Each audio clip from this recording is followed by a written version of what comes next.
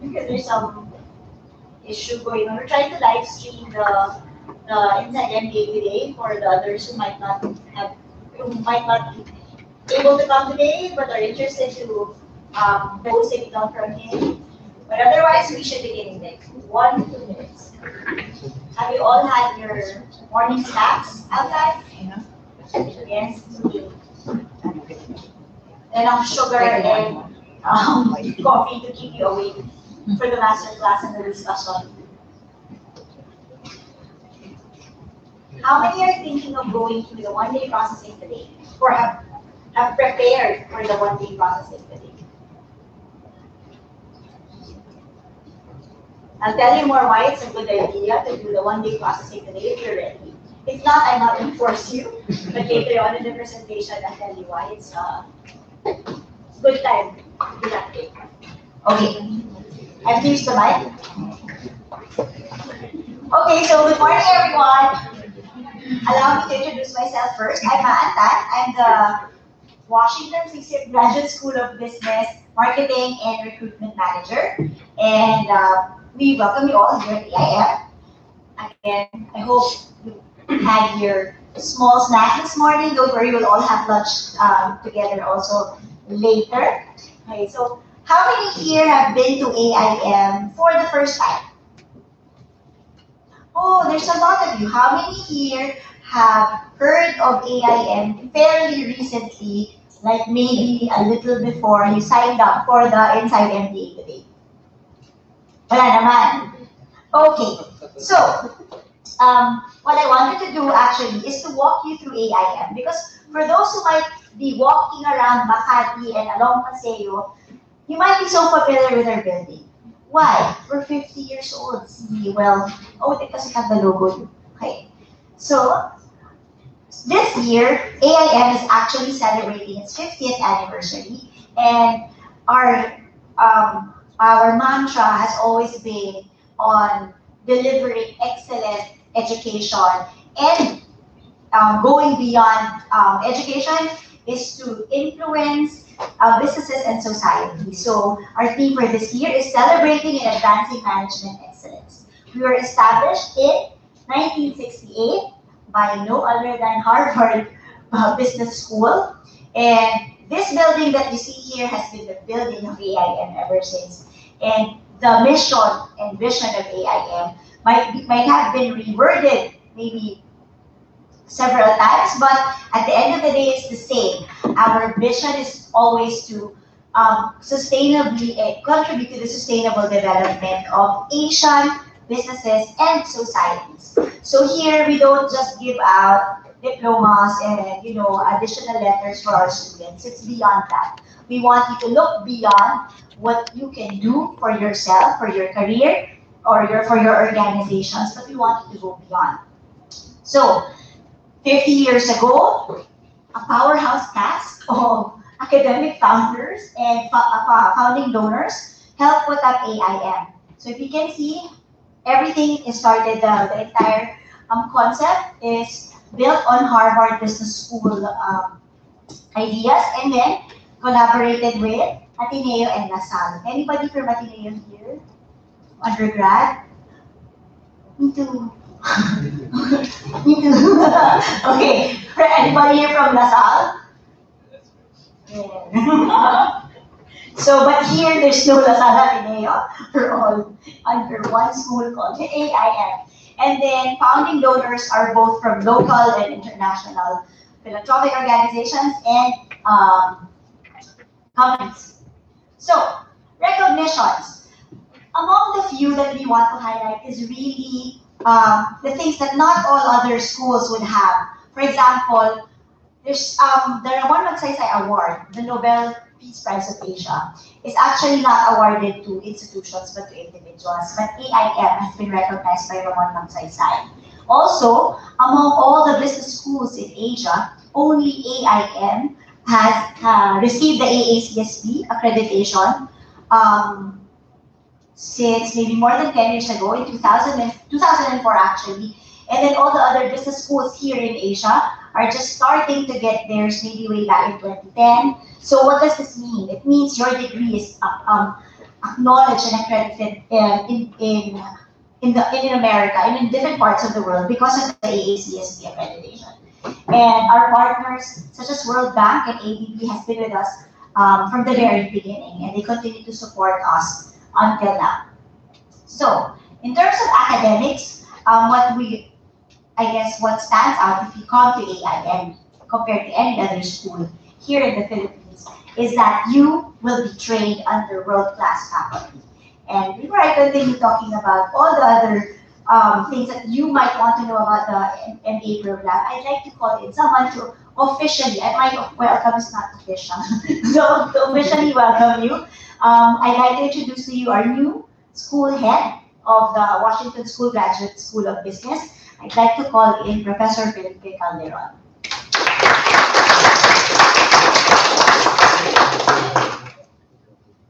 Good morning. So I officially welcome you to this orientation program. I'm good. You ready for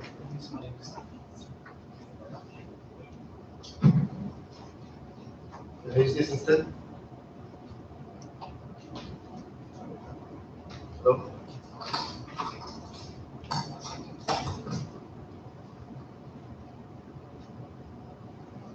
Thanks. Okay. So I'm supposed to convince you guys on to join AIN. And instead of doing that, let me bore you about myself. Okay, about my journey. Why I made it here. I'm not actually anymore from the Philippines. I'm from Vancouver. I've been living there for the past 23 years. I'm a Canadian citizen. That is the end. And let me tell you the beginning. So I come from a poor family in Davao City. I grew up without a refrigerator and a telephone. And I really wanted to get out of poverty. You don't know the story. I have my MBA. So I wanted to get out of poverty. So I saw this. I was looking at Triple Baños. There was a scholarship from the Philippine National Bank, and it was restricted at that time to agribusiness. You have to be in the agribusiness program. I didn't know what agribusiness was all about, but I needed a scholarship. So I signed in, got the scholarship, went to Triple Baños. I had a 4-year contract with the Philippine National Bank. I joined the Philippine National Bank after graduation. That's when PNB was still at a small time. So you can really think, I graduated in 1981. When I joined PNB as a banker, I realized I could not proceed with my career here because you know how it works? It's more of whom you know rather than what you know. So I said I have to skip this type of progression. So I found this. I wanted to go overseas. There were no scholarships for MBA programs. I found this program, Master of Science in International Banking, in Heriot-Watt University in Edinburgh, Scotland.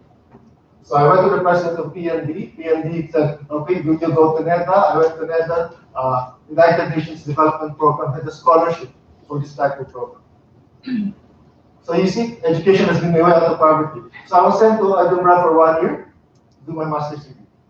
I had a contract with PNB for another 3 years. My life has been with contracts. So I went back to PNB, did my 3 years. After my 3 years, I resigned. I went to Hong Kong. I was able to get a job in Hong Kong for 4 years in my master's degree from Scotland. After that, I decided to, this was 89 to 1994, I decided to immigrate to Canada. And of course, I realized Canada will not welcome me with open arms. I have to compete in the market. So I decided to take the Certified Management Accountant exam, CMA. So I did that for the first year, passed the exam, moved to Vancouver, applied to the Business Development Bank of Canada, starting my career again. They liked me, they paid my CMA fees. So I became a banker again in Vancouver. In 2010, I have 34 years of banking experience. So you can tell my age, more or less, I'm 58. So, by 2010, I thought I really wanted to transition my career into teaching. I've had good banking experience. I was regional director of the Business Development of Canada for British Columbia. So it's not bad for a Filipino to become the top man in BDC in the province of British Columbia. So I decided I want to do a PhD. But I cannot leave my job, right? I have to support my family. I have my wife and son, they're still in Vancouver. Vancouver is still home. So I found this program at the University of St. Gallen. You know the movie Meet Me at St. Gallen? So I went there in Switzerland. I did 15 trips in 5 years. The first 2 years I paid for my PhD because I really wanted to. So I was already relatively financially stable by the time. Not bad for somebody grew up without a refrigerator and a phone. I managed to pay my first few trips to attend my classes. This is not an online program. This is actual going there 4 weeks per year to attend classes from 8 to 6. It's a real PhD program. After 2 years, I used my holidays. I didn't ask the bank for any help. And then I developed this dissertation on sustainable finance, on the convergence of sustainability and finance. And the bank realized, what are you doing? We like that. How much do you need to complete this program? So Business Development Bank of Canada paid for the remaining 3 years of my PhD. I ended up with another 2-year contract. That's about, I don't know how many academic contracts I have in my career. So instead of retiring at 65, I had 2 more years. I had worked for Business Development Canada for another 2 years until I finished the contract in February last year. So yeah, I was 2017 February. That was the end of my contract. So I was a freelancer, like a basketball player, a hockey player. I could go anywhere, right? So I started applying. I wanted to really preach sustainability. And then AIM was the one who actually caught my attention, is business and society. So here, so I retired August 4th. I have a Canadian pension already of the government of Canada and from the Business Development of Canada. So I joined here. I flew in August 10th. I started August 15th. So what I teach accounting and finance and financial management. And you know, my class, my students here will testify. I started a class with talking about sustainability. They're still recovering from the type of lecture. And that's what I do here. My mandate is to integrate sustainability across the curriculum. So I started doing that in accounting and finance. So can you imagine sustainability in accounting and finance? It actually works. And my mandate is not only in my program, but also across the curriculum. All the programs here will have sustainability. So the language of business is no longer just about profit. It's about the triple bottom line of people, planet, and profit. That's what we're trying to preach here. And I'm not only trying to preach it here, I'm bringing it outside in the banking system. That Boracay would not have happened if we had sustainable finance in the Philippines. And I'm forever grateful to my student Barry here from Banco Central. He actually connected me to Banco Central so I can preach this topic. So next week, Thursday and Friday, I will be training 75 bankers at Banco Central on sustainable finance. So we're doing it beyond the classroom. So that's what you're going to learn here at AIM. We are no longer just about profitability, because we know what happened to that, right? In the pursuit of profitability, we have climate change. We're trying to preach more responsible education, and that's why AIM is part of. There's a United Nations initiative called Principles of Responsible Management Education (PRME).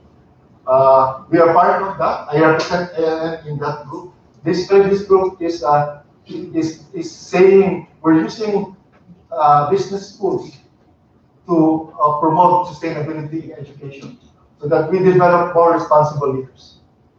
Because we know what happened, the climate change and all of that, because it was just extraction, mining, we're trying to become more responsible. And we're part of that initiative. There's about 600 schools around the world. Within that 600 schools, there are about 30 what we call the champions group. We're actually leading this group.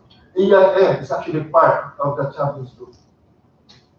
There's other schools in India, but India and in around Asia, it's just AIM and 2 schools in India who are represented in this core group of responsible management education. And I take pride in that. When we had a meeting in France, and for a Filipino to be there, although I have a American passport, it's still a big.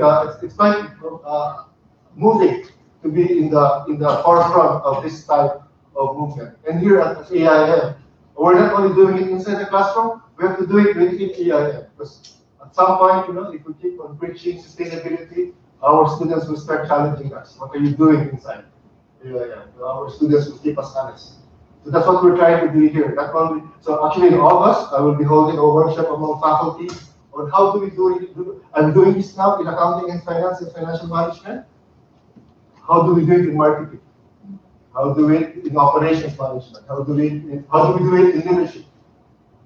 So that was what attracted me to about business and society. And we have to deliver that mission and vision. And I hope that you guys will be part of that. Good, again, welcome, and I hope to chat with you for the rest of the day. Thank you. Okay, so while waiting for the master class, I wanted, because later you might not want to listen to the other things about the program. So I'm taking this opportunity to just walk you through some of the different program elements of AIM, so that later during lunch you can have a better conversation with our student ambassadors. So today, the group that's welcoming you is not just the Graduate School of Business staff and faculty. It's actually as Prof was saying, our student ambassadors, or the students of the MBA program who are with us, helping us in many different ways. They're here actually. Raise your hand, student ambassadors. They're here and there. So later they will sit with you over lunch so that you can ask them the hard questions. Then you can just ask me the easy ones. Okay? So, okay. So our MBA program is a 16-month program. And when we put life-changing here, it's not for me to define. It's actually for each of you who will join the program to define. You can ask the ambassadors later how it has changed and is continuously changing their lives.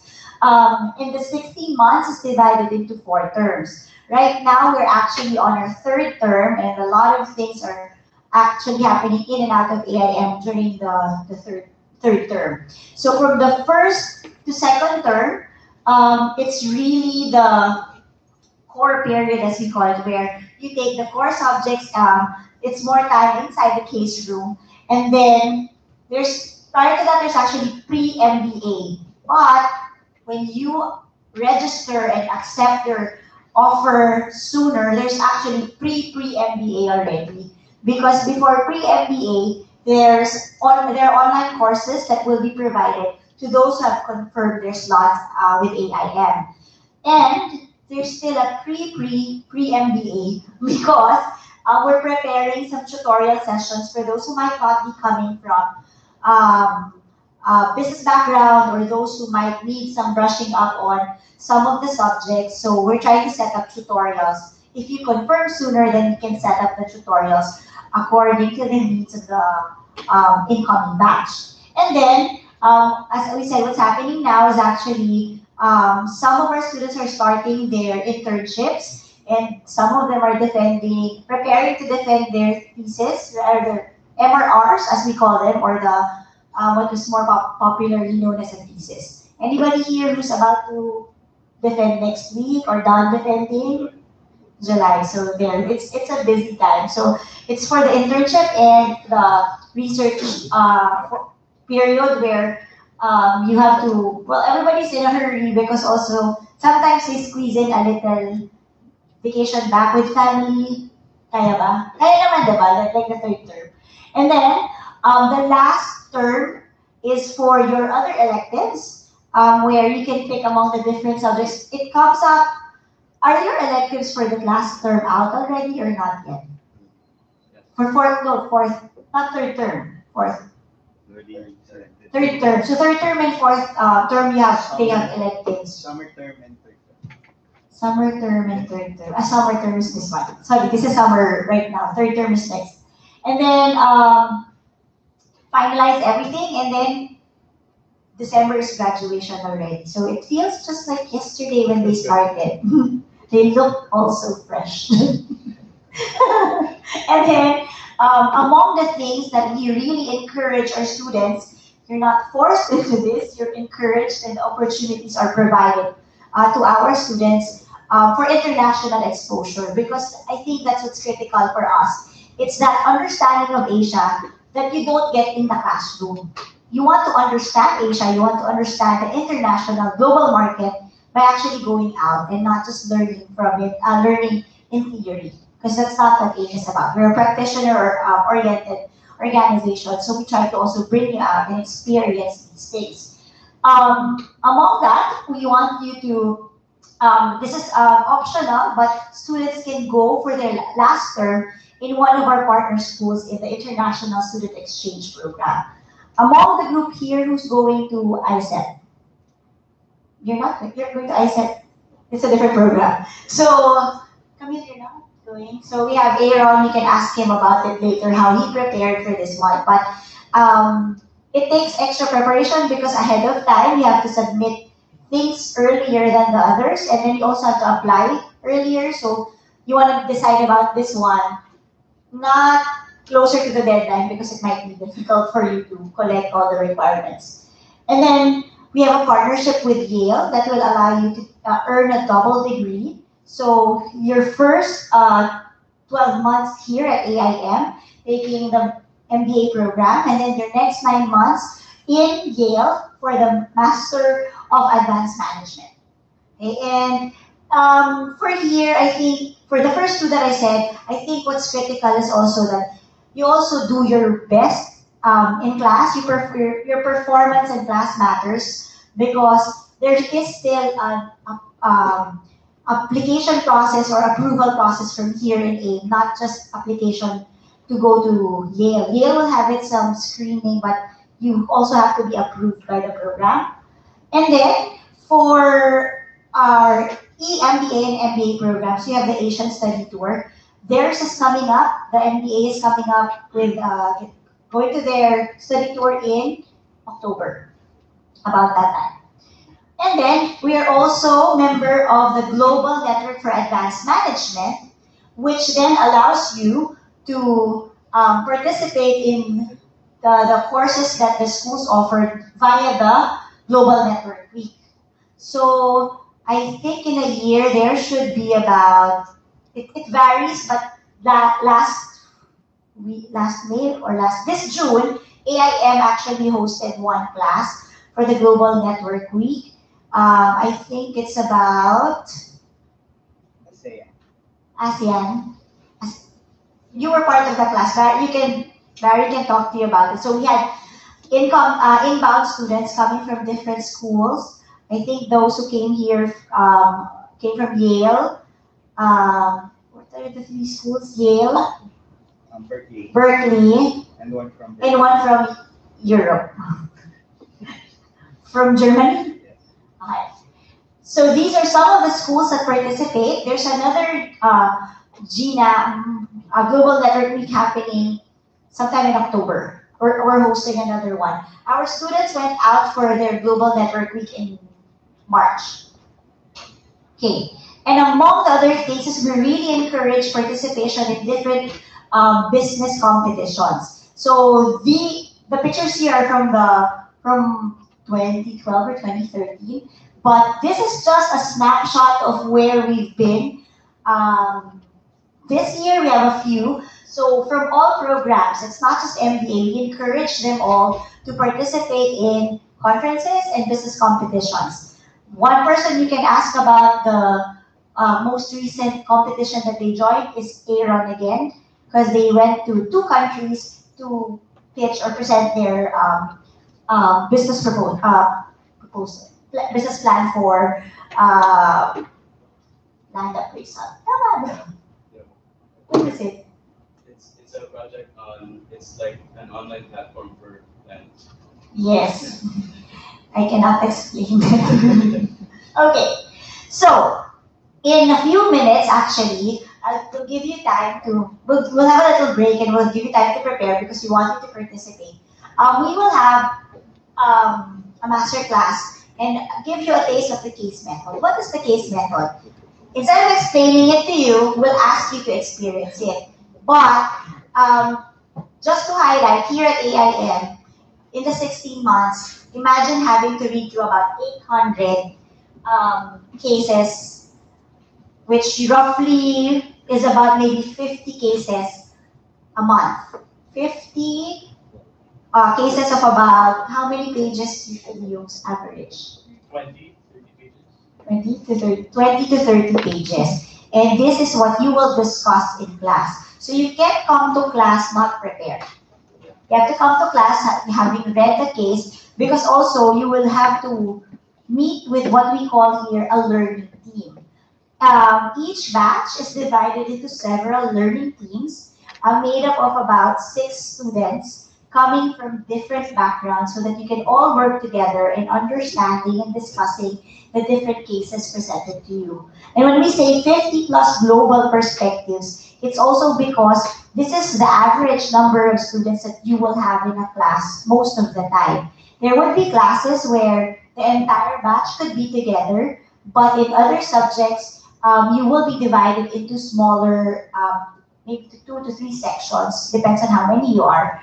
But we limit it to about 40 to 50 so that everyone can participate. The 2 letters that are always important during the first 2 terms would be CP. What is it? It's class participation. A big chunk of your grade will depend on how you participate in class. So if you don't come prepared, if this is not the type of thing that you're ready for, we're telling you, prepare for it already. Prepare for sleepless nights because you have to read. Prepare for sleepless nights because that's the only time that you, your team may be able to huddle together. But you have to come to class prepared. Otherwise, I don't know, some professors would say, don't come to class anymore. Right. So, well, this is the summary. And then we invited for today, I don't know if you're able to get the program outside. We invited for today our executive education school head, Professor Richard Cruz. He's on his way and he will be having a masterclass with you on marketing. So, but before that, just keep this in mind because this is what is going to happen later. But I wanted to ask you, how many of you know or have worked or are currently working with an AIM alumni? Alumni. 1, 2, or maybe you just don't know because we actually have 43,000 alumni worldwide. Okay, here in the Philippines, we have, of course, the most because they have easier access here, but we also have 31 alumni chapters all over the world. When we talk about the Asian Study Tour, it's actually our alumni helping set these things up. So our alumni in Taiwan is active. So the Asian Study Tour of the EMBA was actually was organized with the help of the Taiwan chapter. And then we have one organization organizing all of these alumni chapters under the Federation of AIM Alumni Associations. So when you join AIM, you don't really just come here to study. You join here to become part of a network of people all over the world, not just Asia, who are hopefully all contributing to the sustainable development of their businesses, wherever they are, their organizations, and society. So, I'm sure you'll bump into someone who probably studied at AIM because among the other things that we have here at AIM are also the short programs that will help you upskill, even if it's not going to be the full program yet, and maybe even after taking an MBA here, we continuously offer new programs that are maybe the current trends in businesses. Okay. Life at AIM. I will actually want to just call our students to talk about this one. But maybe you can ask, but just an overview. They can talk to you about it later because we also invited an alumni to share with you how life was like after AIM. So, we have a few clubs and activities here at AIM. These are the ones that exist, but I think if you have you're very passionate about something and there's no club here yet, and you feel you have the time to do that, you can set up your own club, right? You can actually propose a new club. And then we also have here the president of our student association, the one that I keep asking, Barry. So we have a student association here because we have 6 programs, which total to about 200 plus students in campus. Okay? And then, if you want to know more about life at AIM, because we only have so much time today, you can actually visit this website, lifeataim.com, so that you can also read on the different aspects of studying here at AIM. Learn more about what an LT is, how clingy they could be, learn more about the parties here at AIM. So I think you just reach a point where you get tired of partying because they were always partying. They were always partying initially. Okay? And other things about our professors, you'll find out more about the other side of professors, not in the classroom. So, admissions. For those who are going through the application or the interviews already, you should have gone through this, but I wanted to continue highlighting this. When you apply to AIM, we don't look at you just by your admission scores. It's not just about your admission test. It's not just about your undergraduate credentials. It's about you as a person, as a whole. So we look at several things. Yes, we look at your academic credentials. We look at your professional background and what you've done there so far. And we look at you as a person, like what can you contribute to the class? Maybe you're the jolliest person who can put together people, make people laugh. So we also want to know you not only by what is written on the paper. That's why we conduct interviews. Everybody has to go through an interview. And when we look at your professional background, your title doesn't really matter as much as what you've actually done in whatever role you're in. So that is what we hope you can also share with us. We want to know you more in these aspects, not just, oh, you have a high admission test score, you should get in. But if you can speak to us well about what you've done actually. So it's all of these things put together. Okay?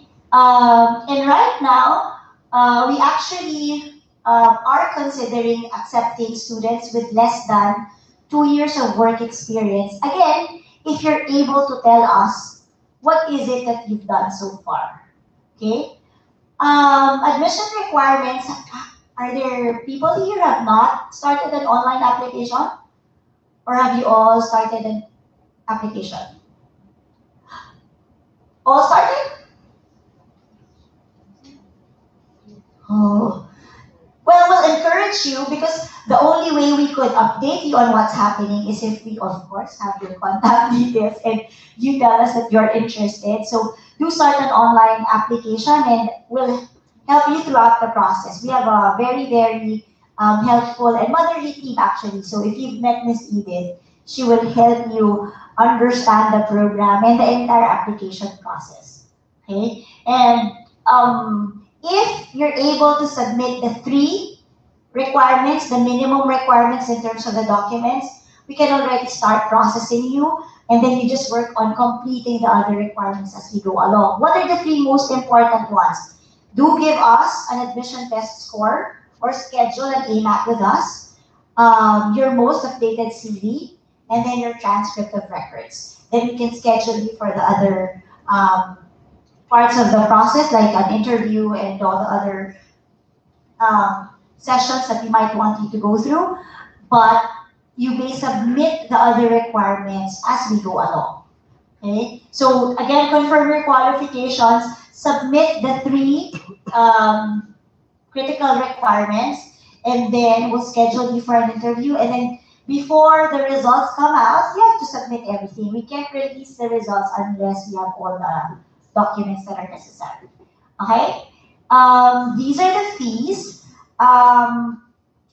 What I will say is that don't be overwhelmed by this amount that you have in front of you because number one, there are different payment schemes. It's not like one time, big time. Also, because are all of you Filipino citizens?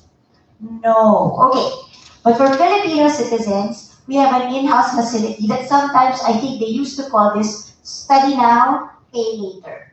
Because we have an in-house facility for loans. So you can study and then start paying your tuition 3 months after you finish the program. Okay? And the other thing is, oh, we're done with early bird.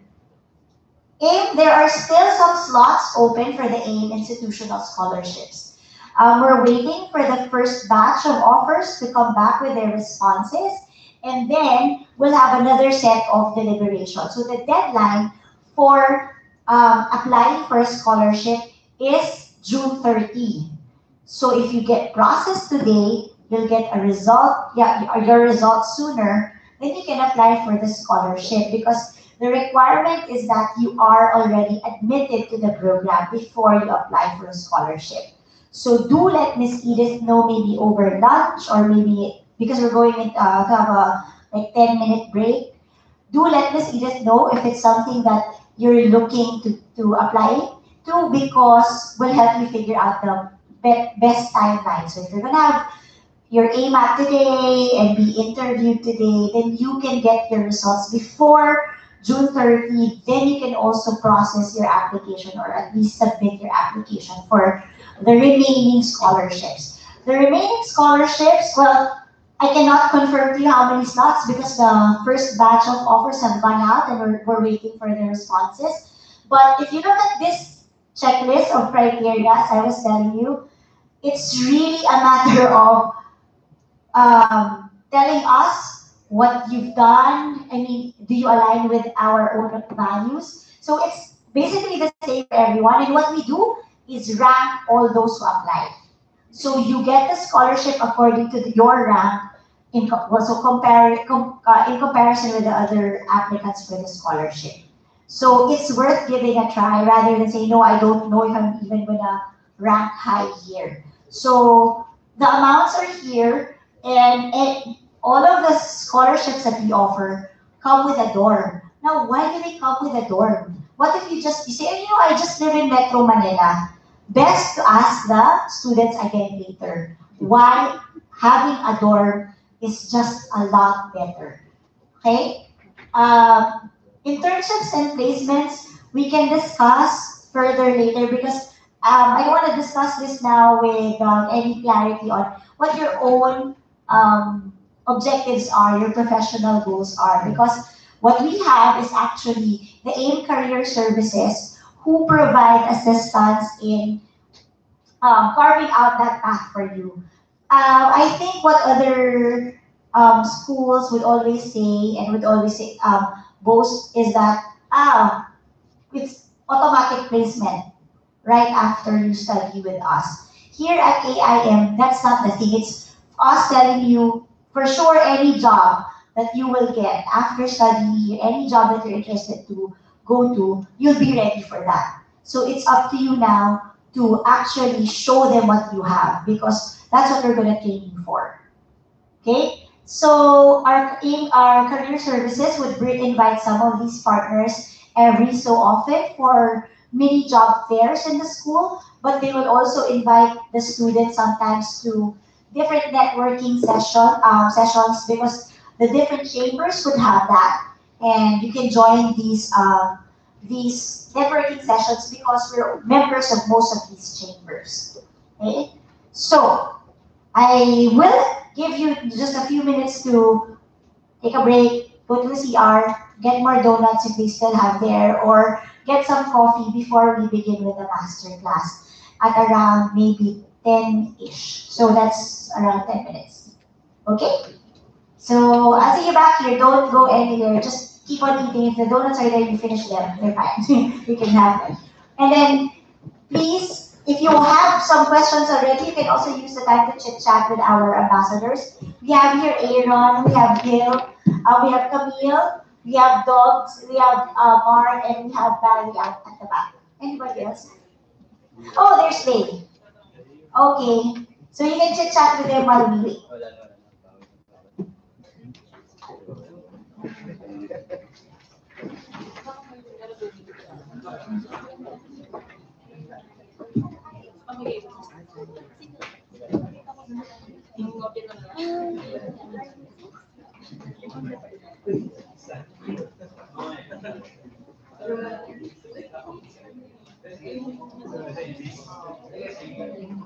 Kasi ka, di ba? Oo. Sila Cedric. Kaya pala, Actually, may beses na din kami.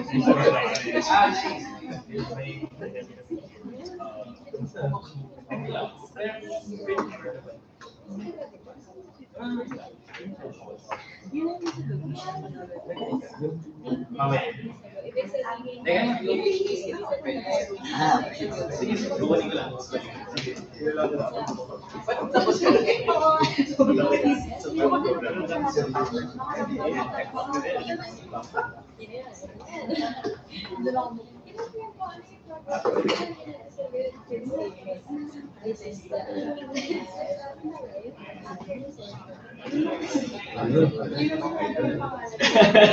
Basta.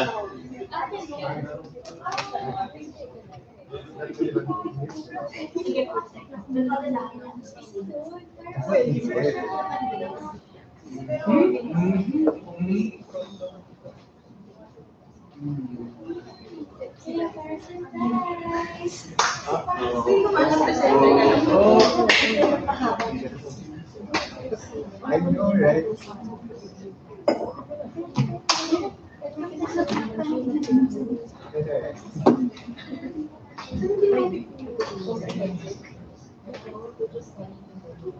What it takes.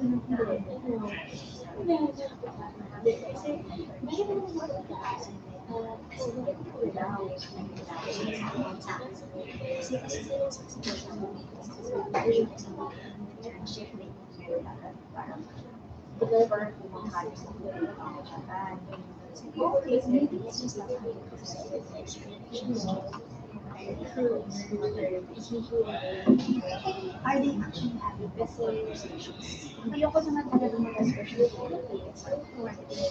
hindi ba dapat yun?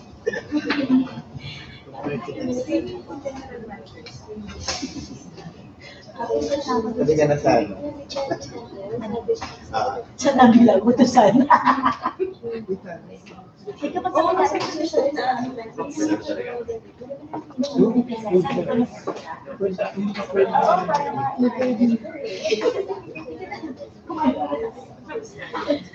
ko din eh. Ikaw din. Nung nangyari ngayon, 2 years.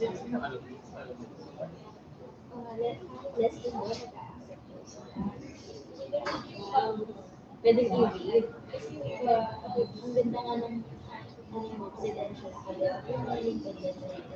So, interviews. Kaya kasi hindi ko nga naman kayo thank you for the seminar this week. Couple of years, or baka nasa labas ko sa in ask for yourself.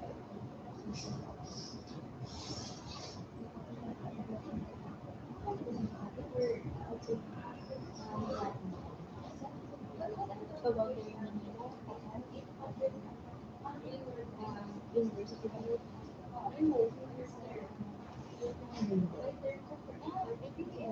Ilan taon din pala?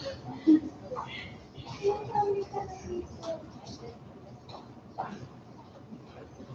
Minsan hindi masawa eh. Kasi dito yung may mga malapit-lapit na mas prone na late daw.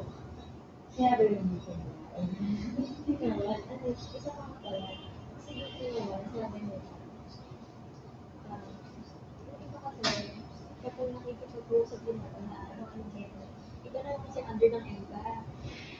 So, iba rin naman yung requirement na pag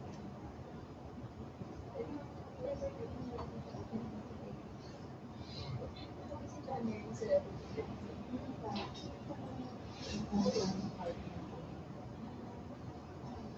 Usually naman kasi may other learning session in the sense na the business leader that yan or kapag may ganong event sa loob, interesting ako. Kasi nakita-kita ko yung mga kaisip.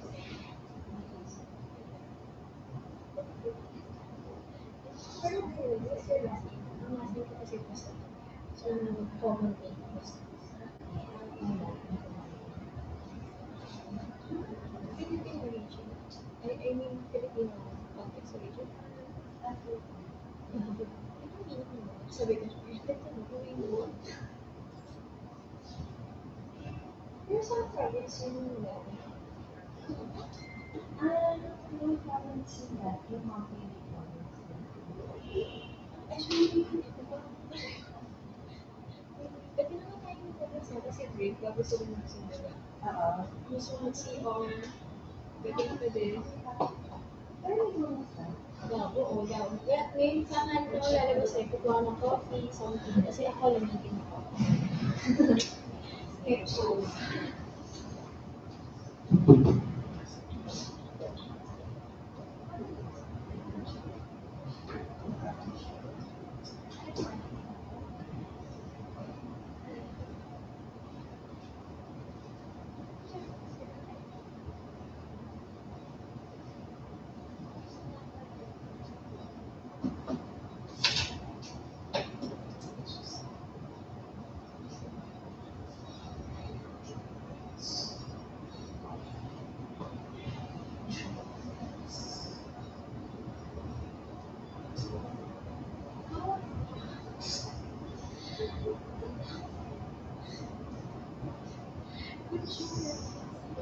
Ay,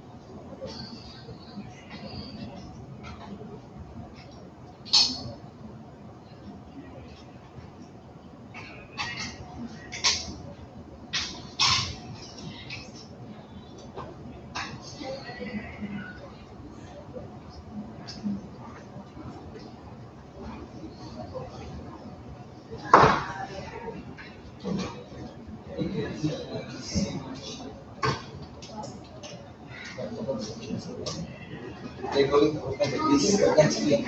Oh. For Saan mo? Ay,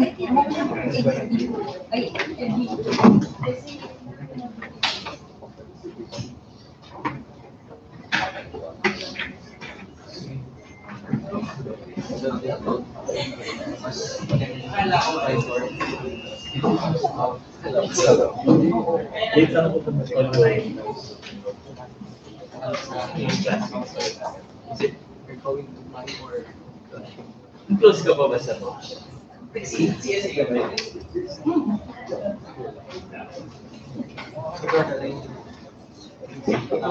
Ay, sorry, sa mas. yeah, marketing class. Pali, like,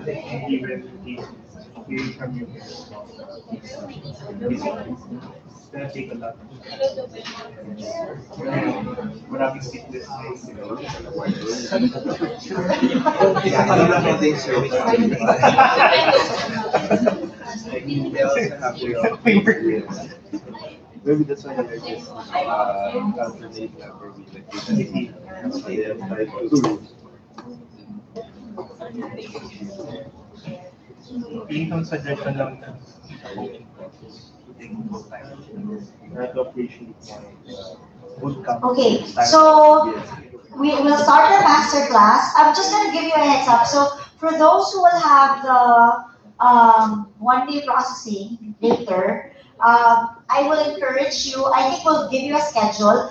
Right after this one, ask him about the schedule because there will be five who will be taking, there will be a batch taking AMAT first, and then there will be a batch doing interviews first. So they made the schedule, so go ask them, and then it will switch activities after. Those who are done with AMAT will be interviewed in the later in the afternoon, and those who have been interviewed will be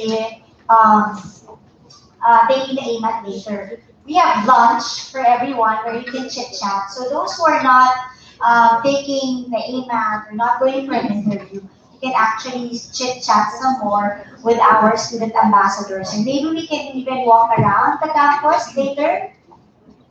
Okay, so you get to see the different eras here in school. So while waiting, I already introduced to you. I gave you an idea already earlier, but the master class for today will be conducted by our school head of the School of Executive Education, Professor Richard Cruz, is also an AIM alum. He graduated here from year, he didn't put his year, but among the younger batches. Sometime before. He's been with AIF for 20 years because right after graduating with an MBA from AIM, he already started working here, but simultaneously also doing a lot of consulting with different organizations.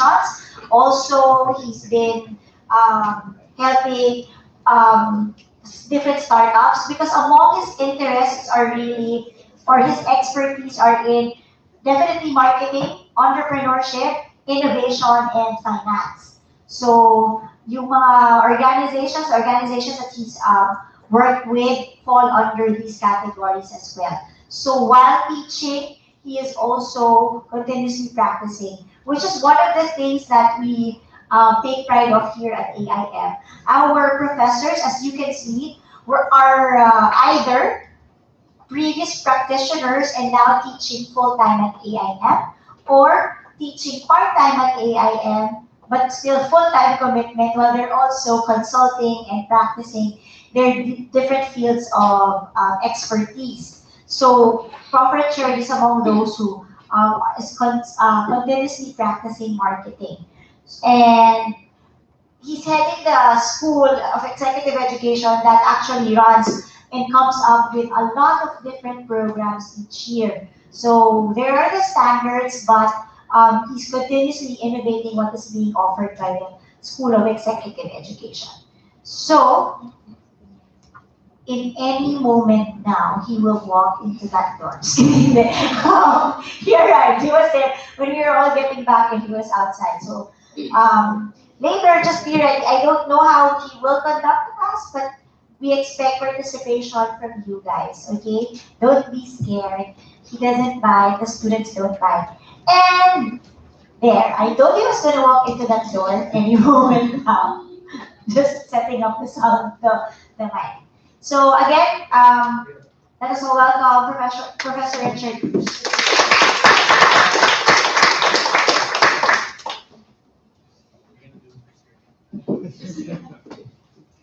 Morning.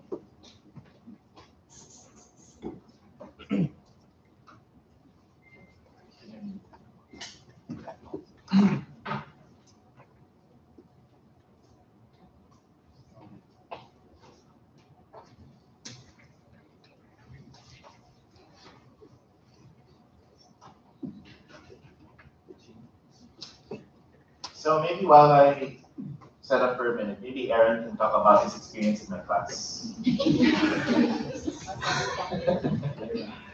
Aaron? Sure. Yeah.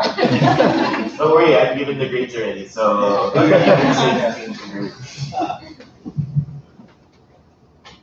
Aaron? Okay, so marketing class under Professor Cruz is great. Be honest.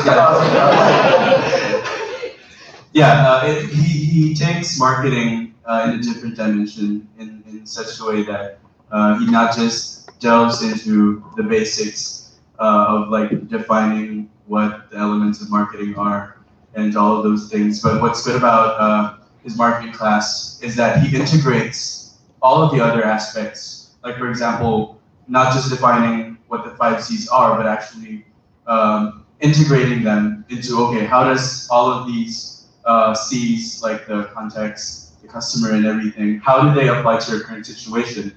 And after you've analyzed that, what can you do, or what can you do, or what can you recommend to the company that we're looking at right now? So I'd like to turn you over to. No, okay. No, okay. So I was going to ask you, so what was that one thing that I was always insistent about that I hope that my students learn in class? Yeah, What was yeah. that one thing that I Yeah. said that if there's anything Yes. that you need to be better, remember? Yes, yes. I don't remember it. It's about growth. Okay, the ladies were listening. Maybe I was absent.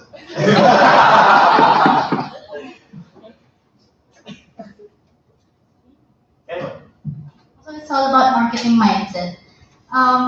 I guess I don't have a background in marketing, but with Prof. Cruz, I was able to understand like how do we look at a certain problem, and then how do we go about it from a marketing perspective. So that's what he really tried to imbibe in us in our classes with him. yeah, okay. So it's, so good morning. I think, so I've been in AIM for 20 years already. So I think all of you are older than 20 years. So I think what has changed a lot in management education is that in the early days, I was about to say pre-internet. So I joined in 97. Was that pre-internet? Yeah. You were an old man already in 97. So I think what has changed is that if you talk about pre-internet education, a lot of students expected that when they go to school, they're going to get a lot of knowledge. Okay. And so in a way, our job before was to curate knowledge, right? So we gave you a lot of readings, and you walked away knowing more. Okay, so that doesn't work anymore because if we still thought of ourselves as primarily providers of knowledge, then we're positioning ourselves against Google, right? And you guys grew up with Google, and you know that there's a lot of stuff on Google, right? In fact, I would say that, to be honest, practically every single thing that we talk about in MBA, are you all here for MBA? EMBA? Okay. You'd probably be able to find it on Google. Okay. So the game is not about knowledge, right? Now, if you knew how to go use Google, and if you knew how to search what you needed to search, and you understood how you could teach yourself, or maybe understand what you read, but then you can also teach yourself how to do it, and then you don't need MBA school because you can do it yourself. Okay? So if you wanted to bootstrap your way to becoming a better manager, then my suggestion would be read a lot and then create exercises for yourself and then develop the skill yourself. Okay? So I guess for some people they can do that. Okay? But for a lot of people they can't do that. So what we focus on in MBA is not really knowledge, but skill. Okay? And not only skill, but attitude, meaning the mindset. Okay, especially contextualizing behavior in different kinds of industries, in different kinds of companies, at different life stages, etc. Okay, so let me just talk a little bit about myself before I talk about this topic. By the way, where is Angela? Angela? So how much time do I have, Madam CA? 1 hour? Okay. So let me just introduce, I wanted to know before I introduce myself. So my background is real estate. Okay. I used to build hotels. That was my first job before I became a professor here at AIM. Okay. And so I used to work for Ayala, and then I moved here to become a professor. I was a professor at the age of 27. Okay. And I started teaching language of business or financial accounting, because that was the subject that none of the professors wanted to teach anymore in financial accounting. So they gave it to the new guy. They said, okay, you teach financial accounting. I said, okay. And then, so for many years I taught financial accounting. So a lot of the people who know me as a professor, they know me as their accounting professor. And then eventually I began to teach corporate finance. Then I began to teach equity valuation, portfolio management. I was teaching in the CFA program, and so on and so forth. So at some point in my teaching career, I viewed myself as a hardcore finance person. Okay. Which I still kind of do, but not good. So they don't know me that way. They don't see me that way. And then at some point in my career, I said, well, number one, Finance is important, but when I looked at the challenges of most companies, so a lot of companies would come to us and say, Prof, help us, we have a financial problem. I'd sit down with them.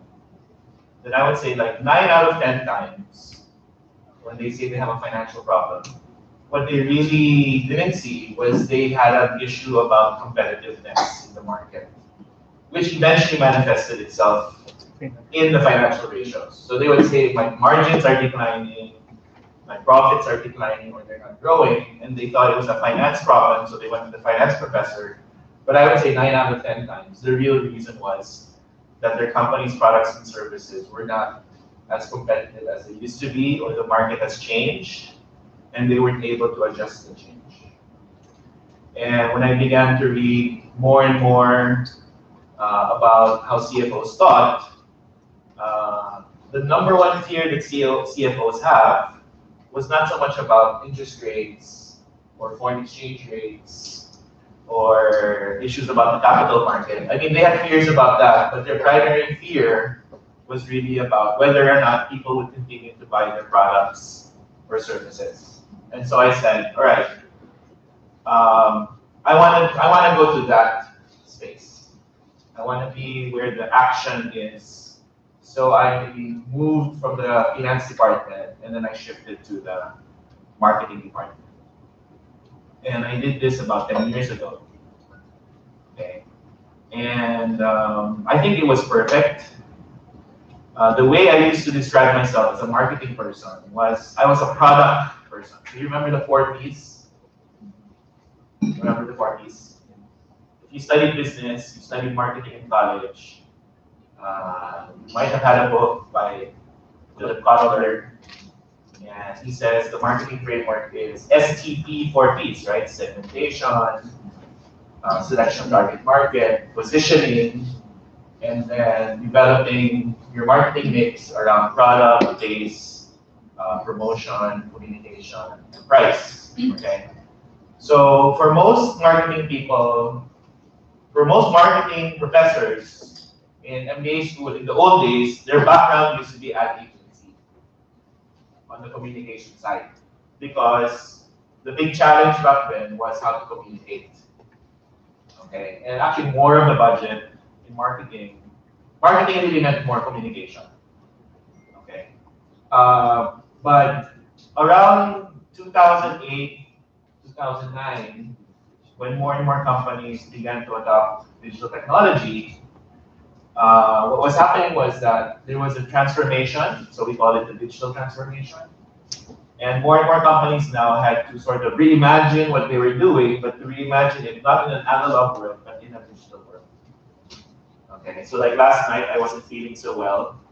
It was raining hard, right? Like it got really dark.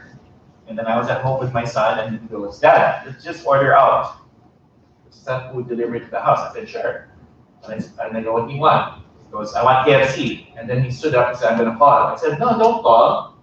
KFC is now available online. So you just go to the web, kfc.com.ph, and we were sitting in his room while we were playing PS together, and we were ordering KFC online. Fully digitized customer experience.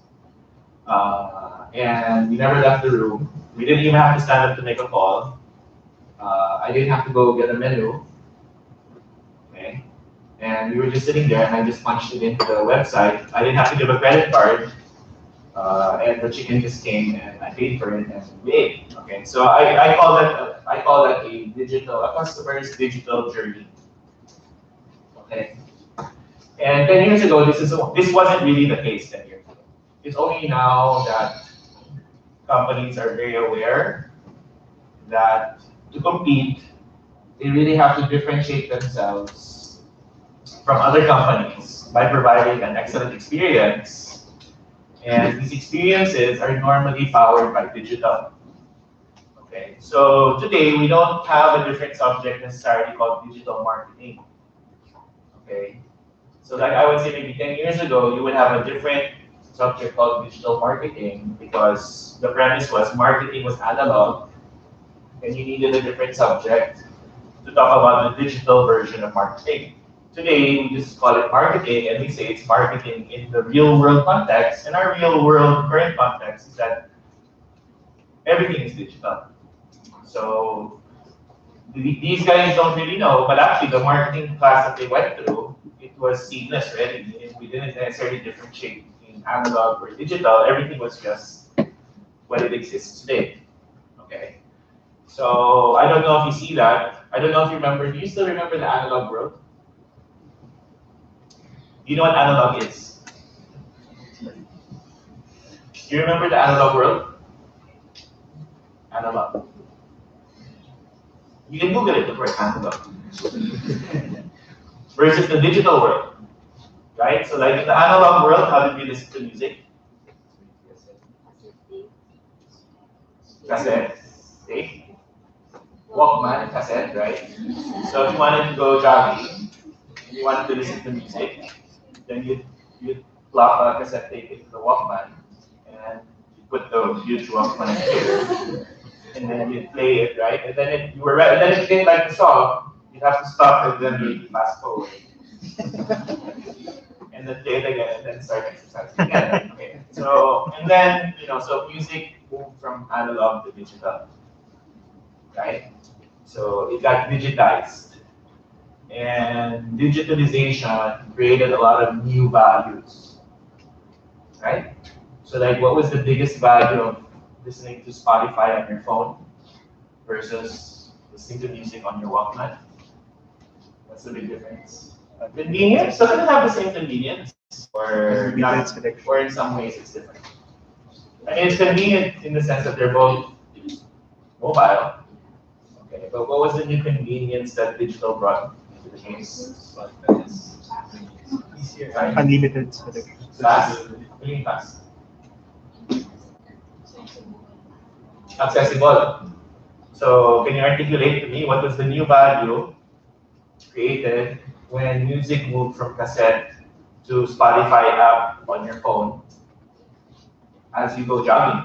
So people still go jogging, listen to music. But what changed? Yes, sir. And I think it's the unlimited selection. No? Okay, so now you have like a really deep database. Like before, you have to burn it all on a CD. Like your playlist, you'd have to like put it into your, right? You go to Napster, download legally, right? And then, right, remember? And then you put it into your playlist, and you have like this, you burn a CD, and then you play it. At least you have a customized playlist, but the problem is you can never change it, right? So now, but now you have like infinite access to music, right? What else? Is that it? Is that it? Yes, ma'am. It's also compact in a sense. It's not our culture here to stand. Only you can say. It is based on access, of course, as mentioned earlier. Is it easier to access the music now? Preferably because it is already on the cloud storage most of the time. So like, how did you have to access music before? So before, it is usually through USB type port 1 player. So you're that generation. So I was thinking you were gonna say something like, I'd have to go to Tower Records.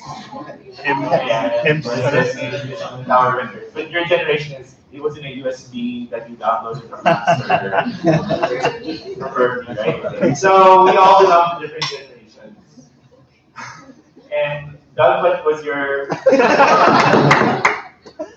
records? Did you have records? Like I had records. Yes, I did. Okay. Anyway, but the point is, if you talk about music as an example, you can see that maybe within the last 5 years, how people can access music, and play music, and manage their music has changed a lot. A lot, right? The other thing about Spotify is that you don't update the database yourself, right? They update the database themselves, and then they recommend it to you and say, hey, here's what's new, right? So, what's his name? It's coming to Manila, the rapper. Chance the Rapper. Aaron, Chance the Rapper. You don't know Chance the Rapper. Okay, so I have a 17-year-old at home, so it's like, he's my It's my market research. So I know Chance the Rapper, and and I know that Kanye West's last album was amazing, despite the fact that he's getting criticized in the US for all his political statements. But his record is doing really well on Spotify. Okay. So digitization. Okay, so basically what am I trying to say? What I'm trying to say is that the world has shifted from, or at least marketing has shifted away from being an advertising focused conversation, and it's moved towards a conversation about creating a digital experience for consumers.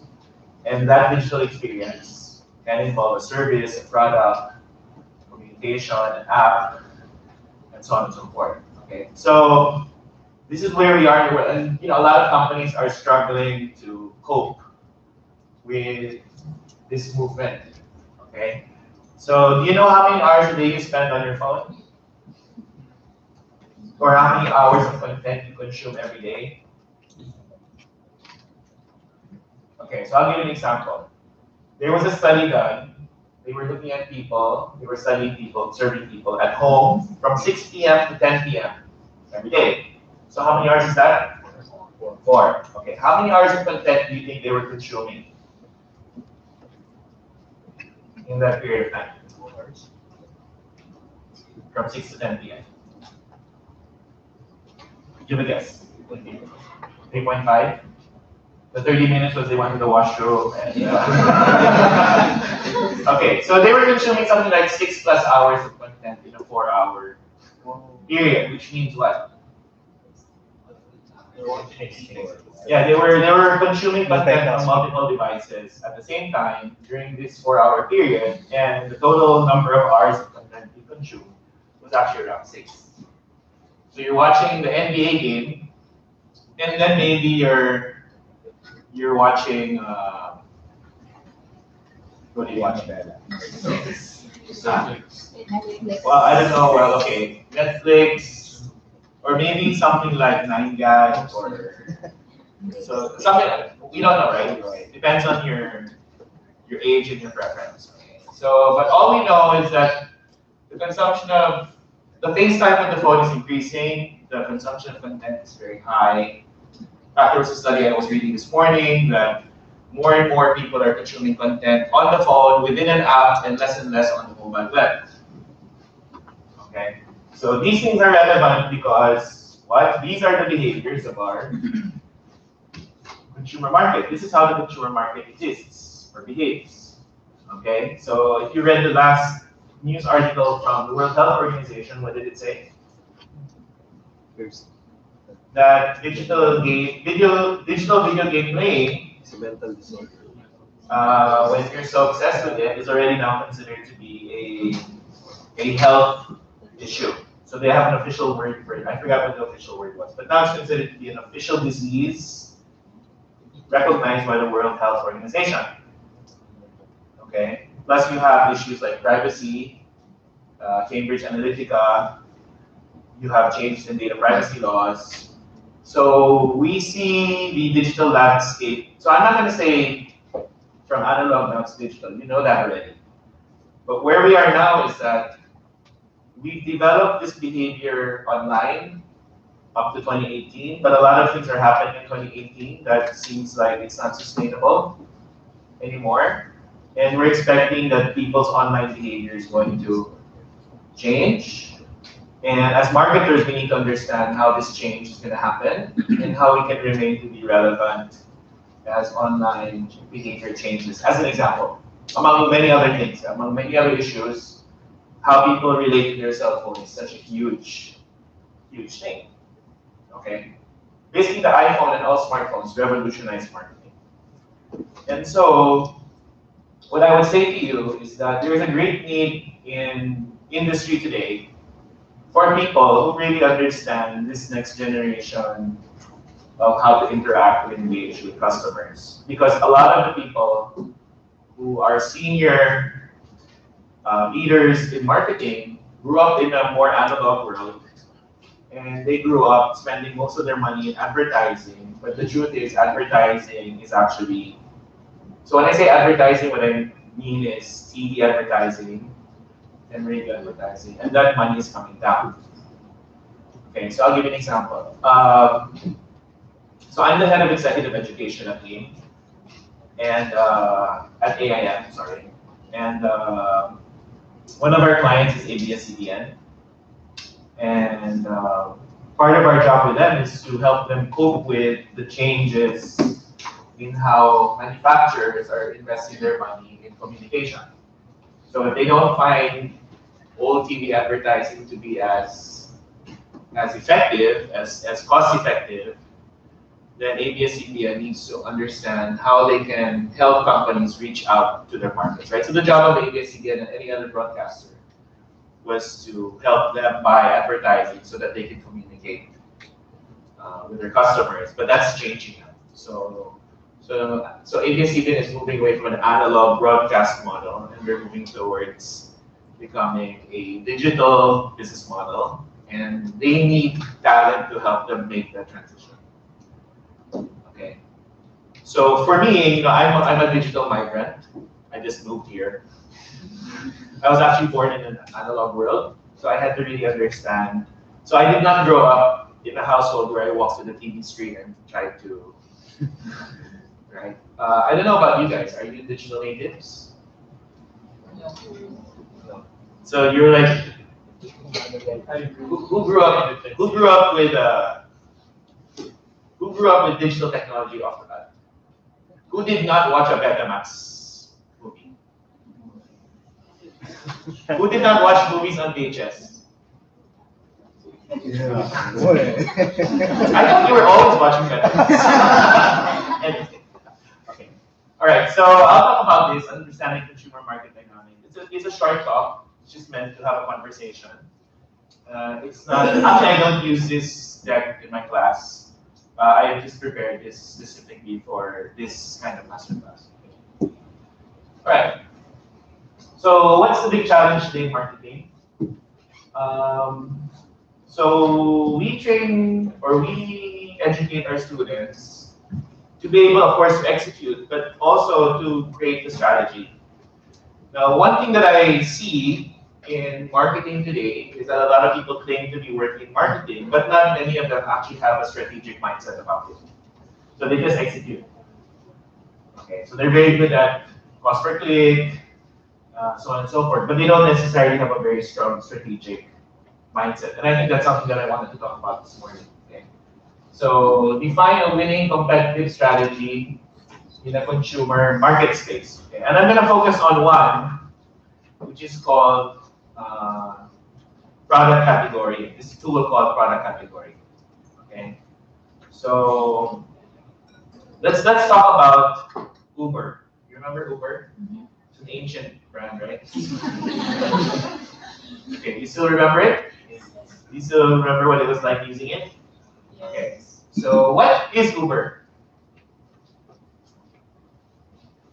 What's Uber? Transportation app. Transportation app. It's a transportation app. Mobility app. Okay, so I think the formal term is like network. What was it? Transport network. Vehicle service. Okay. So that's the technical term. You call it, in your mind, it's transportation app. Okay? So when do you think of Uber? I need to move. When you need to go from point A to point B. Okay. Now, when did you start using Uber? Do you remember what year that was? 4 years ago. Was it around 4 years ago? You're in developing system. Yeah, I usually. Maybe, what? Long time ago, right? 3 years ago.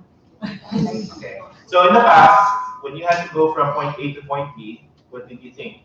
Before Uber? Taxi. Okay, so you said, okay, I'm in Makati, I have to go to Ortigas. The solution that you look for is taxi. Okay, and then Uber was introduced. Do you remember who introduced it to you? Not really, but maybe I've seen it in the feed. In which feed? Social IG, media. FB, Facebook, right? Facebook, Instagram. The people talk about it. People talk about it. So you weren't necessarily one of the first users. Definitely not. If you were one of the first users, you would remember that when it started, the campaign of Uber was call for an Uber and there's a chance that you might get a Mercedes-Benz. You remember that? And then there was a week where Rolls-Royce had a promotion with Uber and said, call for an Uber and you might get a chance to ride one of our newest Rolls-Royces, which was the Ghost something. Okay, so I remember in the early days, my tech friends who were the first users that I know of, they just kept on calling Uber because they just wanted to ride on the Rolls Royce, right? So the whole day they were like, bro, this is the 5th time I'm calling for an Uber. And I still haven't gotten the Mercedes Benz. I've just gotten like 5 Toyota Altises or something. Okay, so what's the point, right? The point is that, you know, if I have a problem,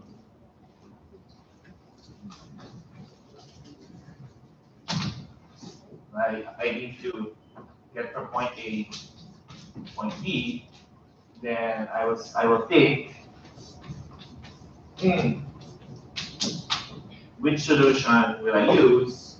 And we usually choose from different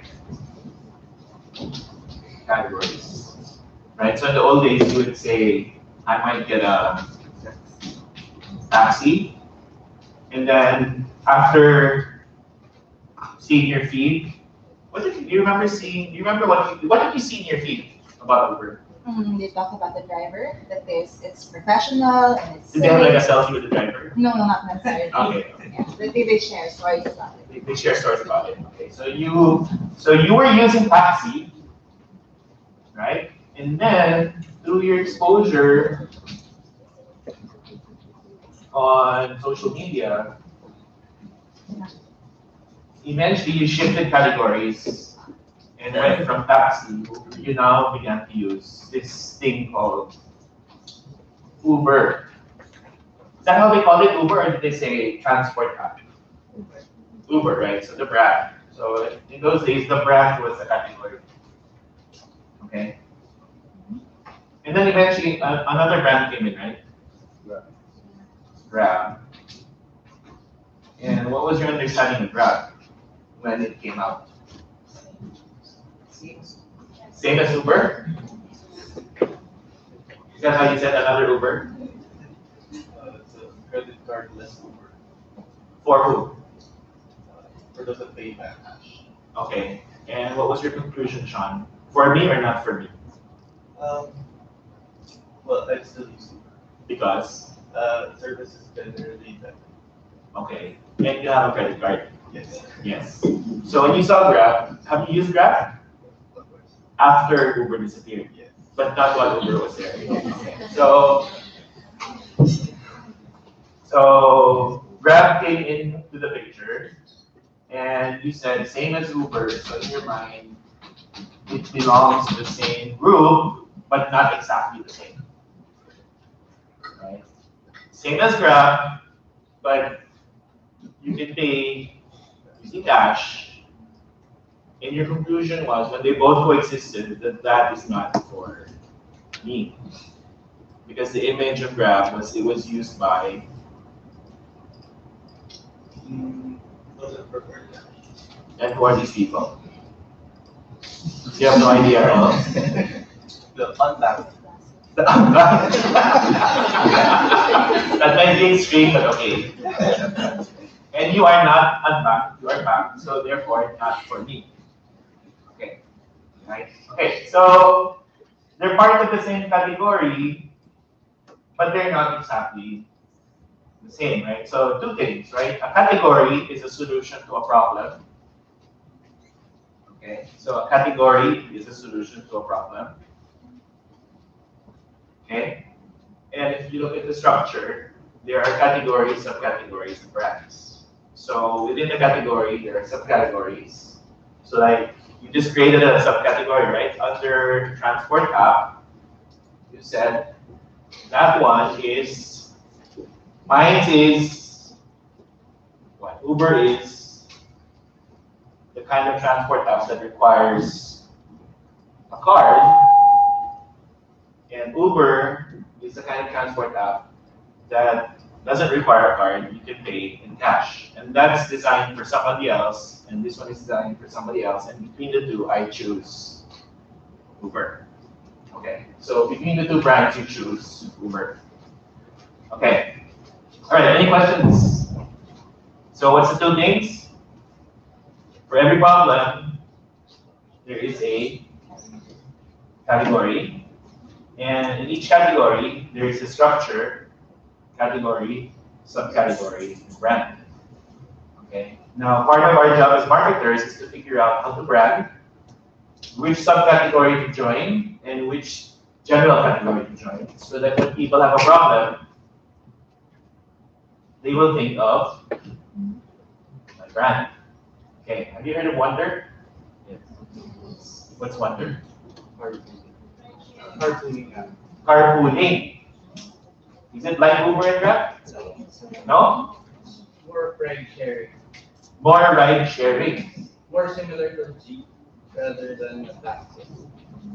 More similar to a Jeep. Jeep. I thought you were going to say more similar to like Uber Pool. Okay, so like if there was transport, we have general transport categories, right? Taxi is a general transport category. MRT is a general transport category. Jeep is a general transport category. These are all analog categories. They existed pre-internet. Post-internet, the new emerging transport solutions are Uber, which is like a digitized cab, basically, and Wonder, which is ride sharing. Okay. So I just demonstrated to you that this became the dominant solution, and it superseded taxi, right? How many of you still ride taxis?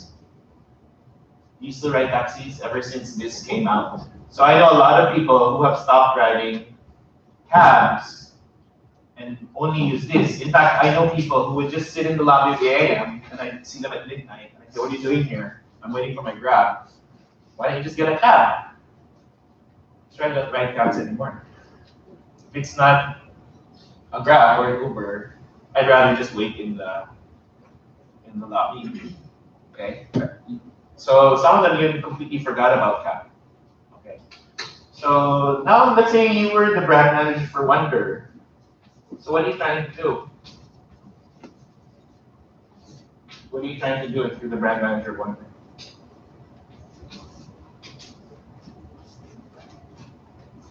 How many of you have the Wonder app on your phone? Why not? You're not even curious? So you don't see people FBing their experience using Wonder? So if I look at how you transform your behavior from taxi to Uber, you said it was because I saw a lot of people talking about it on social media.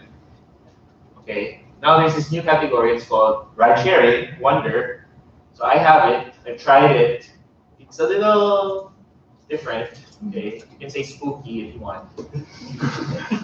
Okay, but it's a new solution that needs a marketing strategy, right? So the question would be, if you were, if you became the brand manager of Wonder, then what would you do? What would your objective be? And what kinds of marketing activities would you design so that you can achieve your objective for Wonder? Okay. Now, I think in today's world, there's a lot of opportunity for this because, okay, for those of you who commute on a regular basis, how happy are you with the experience today? On a scale of 1 to 10. How happy are you with the commuting experience? On a scale of 1 to 10. Or 0 to 10. How happy are you? 1.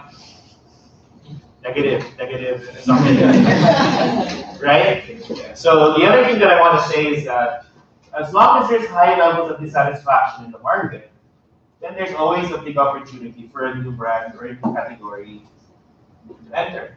So if there's a lot of you who feel it's a 1 or a 0 or a negative, right? Then you know that there's a lot of opportunity for a brand like Wonder or a category like ride sharing to enter the market, capture some share, and grow, right?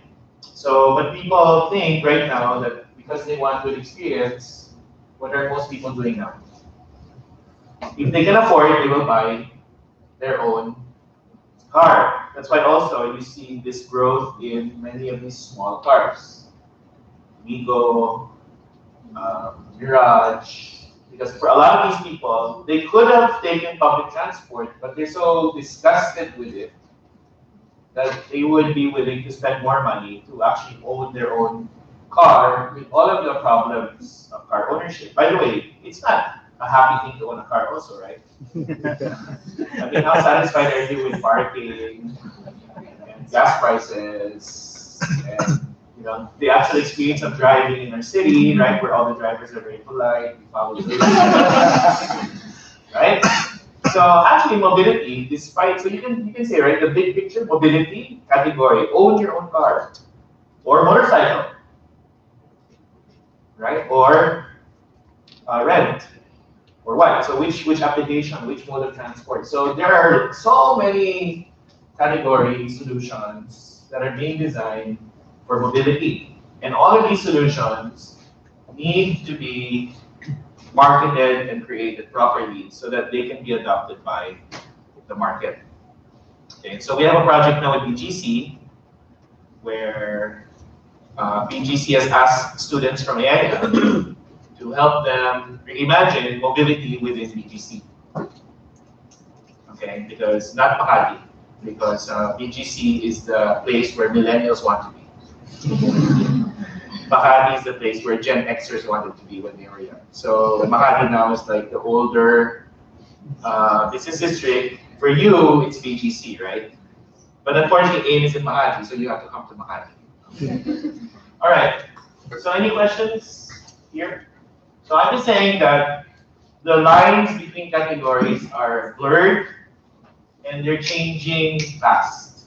I mean, Uber came and gone like fast. And in fact, the sad thing was, for many people, that was the superior solution, and they were the ones who disappeared. Okay, so what will the transport app of the future? And when I say future, I'm talking about 2 years from now, 3 years from now. What will it look like? We don't know. I do not necessarily expect Grab to survive if they do not change fast enough. Because I know that there are many groups that want to get in to come out with a superior experience. Okay, so Grab has what we call a platform business model. It's a two-sided platform business model. They have to satisfy passengers and drivers at the same time. And the thing about Uber was that they designed it in a way so that it was great for the consumer, but not as great for the driver. That's why Uber had to subsidize the drivers heavily so that they would be happy with the limited flexibility that they had. And in a way, that's why it was more expensive to operate the Uber platform than it was the Grab platform. But the Grab platform gave so much flexibility to the driver so that a lot of drivers would join, but the experience for the passenger is not as good. So I know a lot of people who don't take Uber, or who don't take Grab, even if Uber has disappeared, now they want to buy their own car, or they'll take the train, or a taxi, or whatever. Okay, so the lines between categories are blurring and things are moving fast. Okay, does anybody want to say anything? So why is that relevant to you? This is just one example. Why is this relevant to you? People need to think in terms of understanding how to create new solutions rapidly and how to get these solutions adopted rapidly. So we don't live in a world anymore where the preferred brand will survive for 50 years or 100 years. Right? It's not like a world where Kodak can dominate the market for 50 years before it gets disrupted. Okay? In today's world, you build a brand, you get adoption, in 2 or 3 years, it can be disrupted and replaced by something else. Okay. So we need people who can think in those terms. All right, so this is just like a quick model of consumer behavior. What I just wanted to say here is that when you look at this, so the marketer is concerned about the buyer's response. Okay, so buying attitudes and preferences. So this is what we're trying to shape. Purchase behavior, what the customer buys, when, where, how much, brand and company relationship behavior. Okay, so I'll give you an example. So I'm on the board of pushcart.ph, so I'm going to use this opportunity to plug my startup. So it's not my startup, I'm just an advisor. The people who started it up were students at the area. Pushcart.ph is a e-grocery. Okay, it's been around for about 3 years already. And our biggest challenge is how do we influence people to stop going to the supermarket and start buying groceries online? Okay, so for the last 3 years, we've been going through this constant process of looking at all different kinds of purchase occasions for different types of people when they go to the supermarket. So basically what we're trying to find out is which specific purchase occasion for which group of people is the most painful in terms of time, money, effort, experience. And what we've come to realize so far is that Filipinos love to go to the grocery. They love going to the supermarket because it's part of their routine going to the mall. They find pleasure in going to it, even though, how much time do you think they spend going to the supermarket? 2 hours. So on the average, it could be as long. So like if we're talking about that week, the bi-monthly trip or the monthly supermarket trip for some, it can be as long as 4 to 5 hours. So like half a day. Okay, so most people go to the supermarket every other, families, no? They go to the supermarket every other week and they can spend up to 4 hours in the supermarket, spending about 5,000 to 6,000 maybe in the supermarket. Okay. And we've been trying to pitch Pushcart in a way to change their behavior, their purchase behavior. So we keep on telling them, why get out of bed? Right? Why spend so much money for parking? Why spend so much time driving through traffic? Why spend so much energy when you can get all the groceries that you want or need through our online platform? Okay, and the adoption rate has been relatively slow. Okay, and what we realized was that, so if you look at this model, so all the buyers have their own characteristic and they have their own attitude, decision-making process. Go to the grocery or don't go to the grocery. But if you look at it, it's shaped by several things, right? One is external factors, like cultural issues, social issues, etc. Now the other one is influenced by what we can do as marketers, the marketing stimulus, by advertising, etc. And our conclusion is that in 2018, no matter how much advertising you make, right? No matter how much you spend on advertising, it's almost impossible to get people to massively shift from going to the supermarket to buying groceries online. Meaning, our innovation in terms of building an e-grocery, the timing is not correct. Okay, people are not dissatisfied with their supermarket experience. Unlike taxi, you told people shift away from taxi, everybody shifted away from taxi because they're so dissatisfied with their taxi experience. So we created the same thing for grocery, and we said shift to online grocery, and they ignored us. No, we like going to the grocery. We like walking down the aisles. We like holding the product. Okay. So I'll give you an example. Have you heard of Happy Fresh? You hear Happy Fresh before, like 2 years ago or 3 years ago. Happy Fresh was a startup out of Singapore. They expanded into the Philippines, and they were VC financed. So they spent a lot of money on marketing, thinking that if I spend a lot of money on marketing, I can shift people's behavior onto online, home delivery of grocery. And we were there, so like they were our known competitor. We didn't have money, so even if we wanted to, we couldn't spend. They had a lot of money, they spent a lot, And then after several months of spending a lot of money, they exited the Philippines. And when they entered, we were afraid that we were going to lose the battle because he was a money competitor. And then when they left, we said, whoa, what happened? And then another player came in, it was Metro. They were partnered with SM. They came in, they spent a lot of money to market, and then they exited. So then we had to figure out what's this trend that's happening. So we came to the conclusion, no matter how much money you spend, if the market is not ready, the market is not ready. Okay. So now we have this new competitor, it's called Honesty, and they're burning money, and let them burn money. No, let them spend for billboards and EDSA, let them. Okay, because if you really believe that eventually they will shift, then I told my colleagues, so instead of spending a lot of money today to get them to change their behavior, we just have to be present and wait for the right time to come. So we're just waiting for Honesty to exit the market because I just drove down this morning and I saw like 5 Honesty billboards, and it's because I'm sure the country manager who got hired to be the country manager of the Philippines has a target. He said, okay, here's money. You go to the Philippines in X number of months, acquire 20,000 customers. I mean, we've been here for 3 years already. We haven't even acquired 20,000 customers.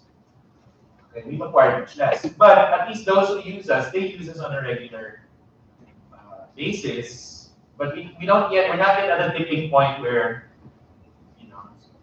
people are massively shifting. So the question would be, when's the right time? When do you think people will actually shift to online grocery? What might need to happen first before people say, I don't want to go to the grocery anymore, I'll just buy online? Can you imagine when would that event happen? I said, well, maybe if there was SARS,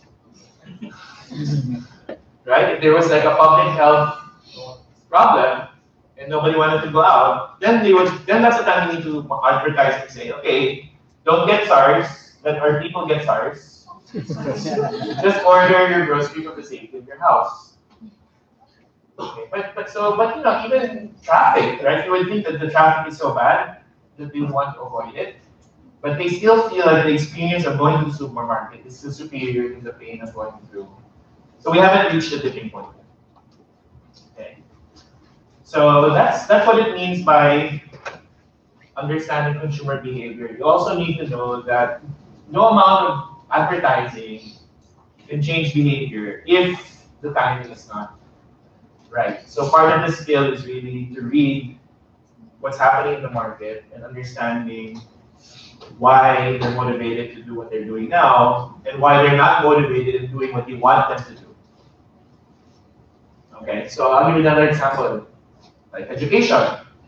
Can you get a college degree now completely online?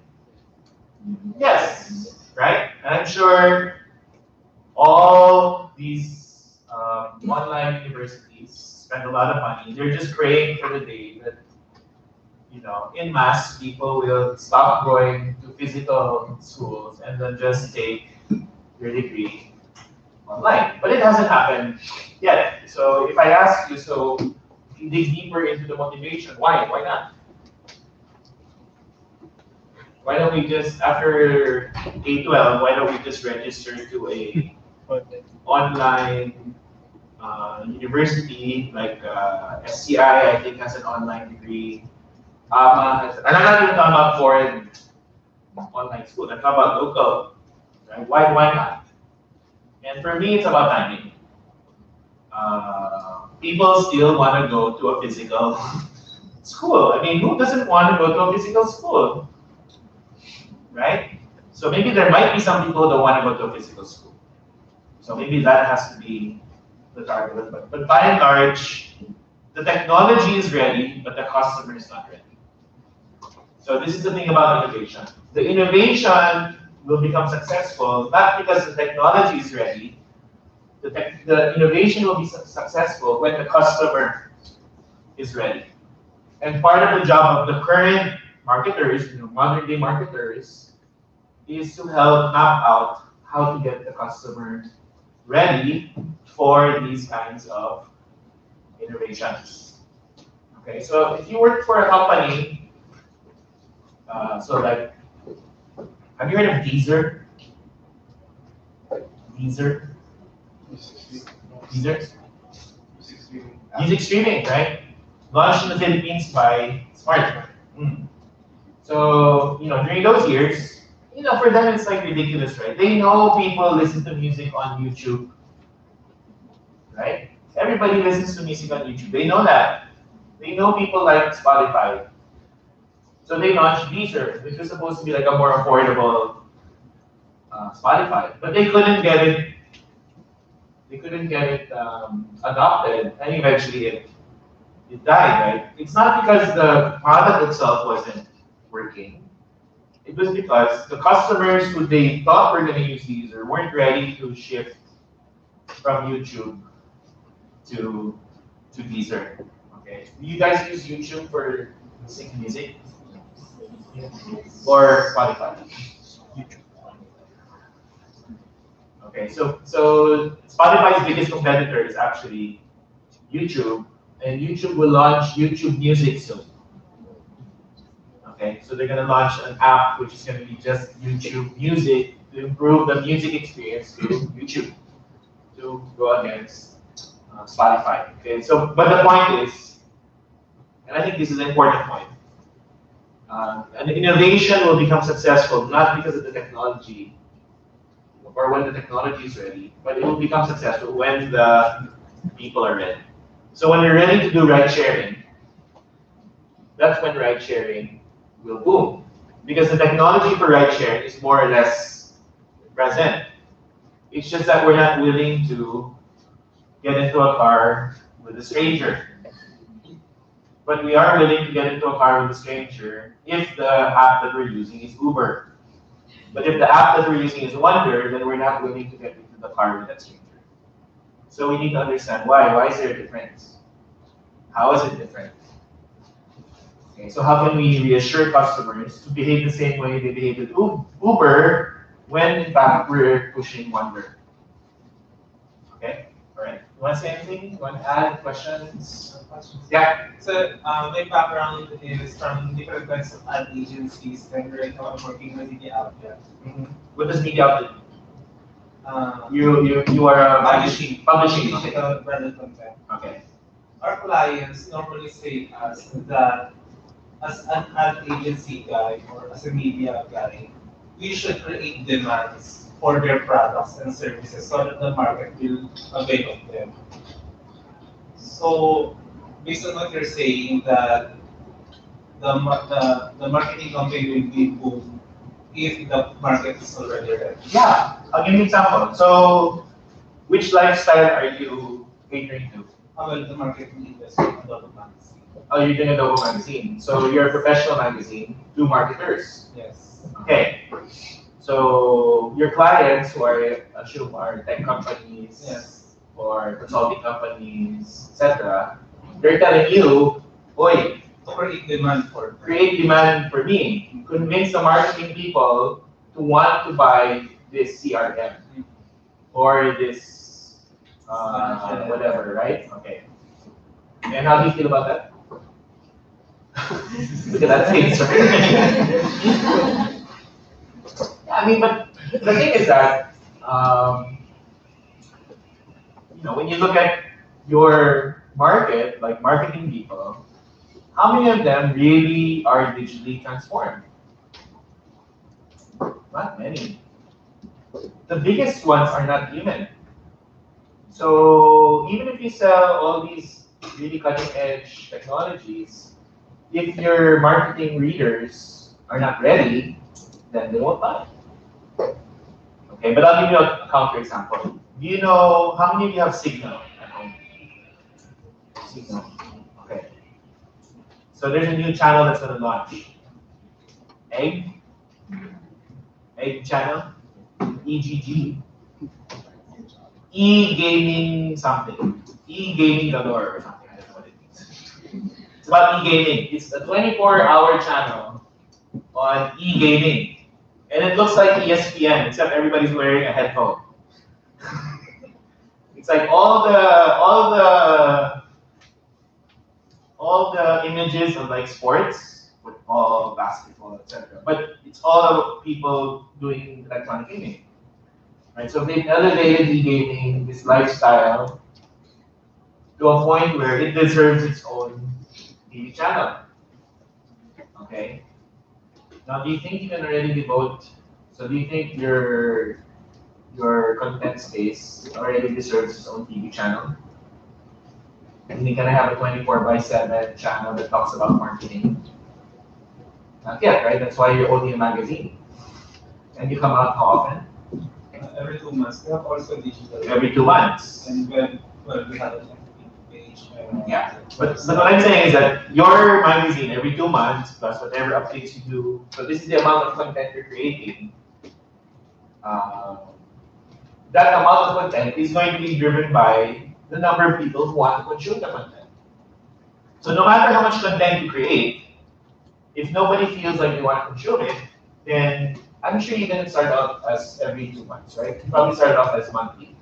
I don't know. It's every 2 months talaga. Every But since- we do the updates naman through social media. Okay. But I would say in today's digital world, every 2 months is a long time. Yeah, that's why we partner with branded content with digital. Yeah, but content creation is not your problem, right? Content creation is not the problem. The problem is content consumption. Will people consume content, right? That's the battle for the attention. So now, if EGG, E-Games Galore, whatever, they're going to become a channel. Which channel do you assume is going to be watched less? Or what kind of content is going to be consumed less? And these people will shift their attention to this channel. So like Louis, do you like games? Okay. So you're lucky you have Signal. You can watch EGG channel. So like which other kind of content do you think you're going to watch less of? Because you're going to watch like Dota Global Championship or something like that. League of Legends Global Championship. So you'll watch the League of Legends Global Championship with the profiles of all players. And because you're watching that, you're going to stop watching what? Like what? Okay. So this is the problem of ABS-CBN, right? Or any other traditional content channel. So if ABS-CBN, less people will watch like you, they'll watch less of ABS-CBN, then your advertisers will complain. And they're gonna move their money somewhere else. Where do you think they're gonna move their money? At Red, right? So they're gonna move their money from, let's say, ABS-CBN Sports and Action, and then they're gonna move it now to esports, right? Esports. Okay. So competition on content. Right? But you can't force people to consume your content. You have to be, and this is the term I'm going to use now, right? You have to be relevant. You have to be relevant. Your content has to be relevant. Your content has to be a solution to their problem. So unless you really deeply understand the problem of your readers, then we have to ask ourselves, is Adobo relevant to its readers? So sorry, but I asked that question to anybody. Is Adobo today, in 2018, relevant to its readers? Meaning, do the people creating the content really have a deep insight as to what their needs are? And are you writing content that's really solving their problem? So everything now is about relevance. Everything now is about relevance. I was with Cardinal Tagle last Tuesday. So AIM is going to run an innovation lab with the Catholic Church. And the objective is to increase the number of people engaged in the Catholic Church and to deepen the level of engagement with the Catholic Church. And our target is millennials, Gen Z, etc. And we want to reimagine how people satisfy their spiritual needs. So like I could study all of your journeys on a day-to-day basis and try to get deeper insight into when do these people realize that they have a spiritual need?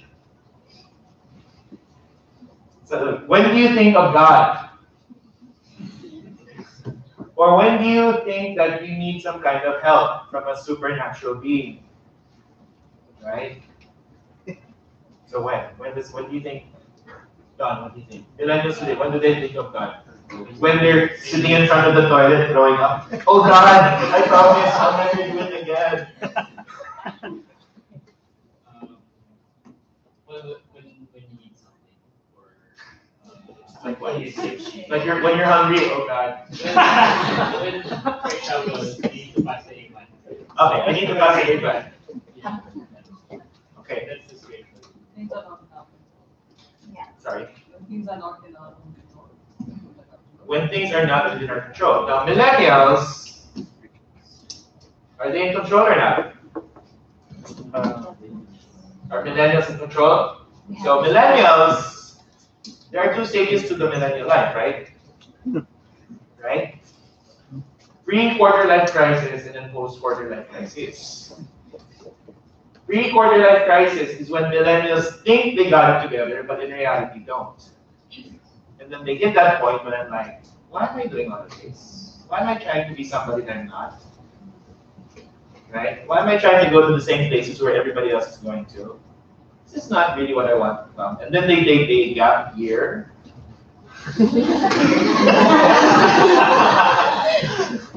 Right? And then they go somewhere. They become bohemians. I'm joking. I'm a Gen Xer. Gen Xers we try together.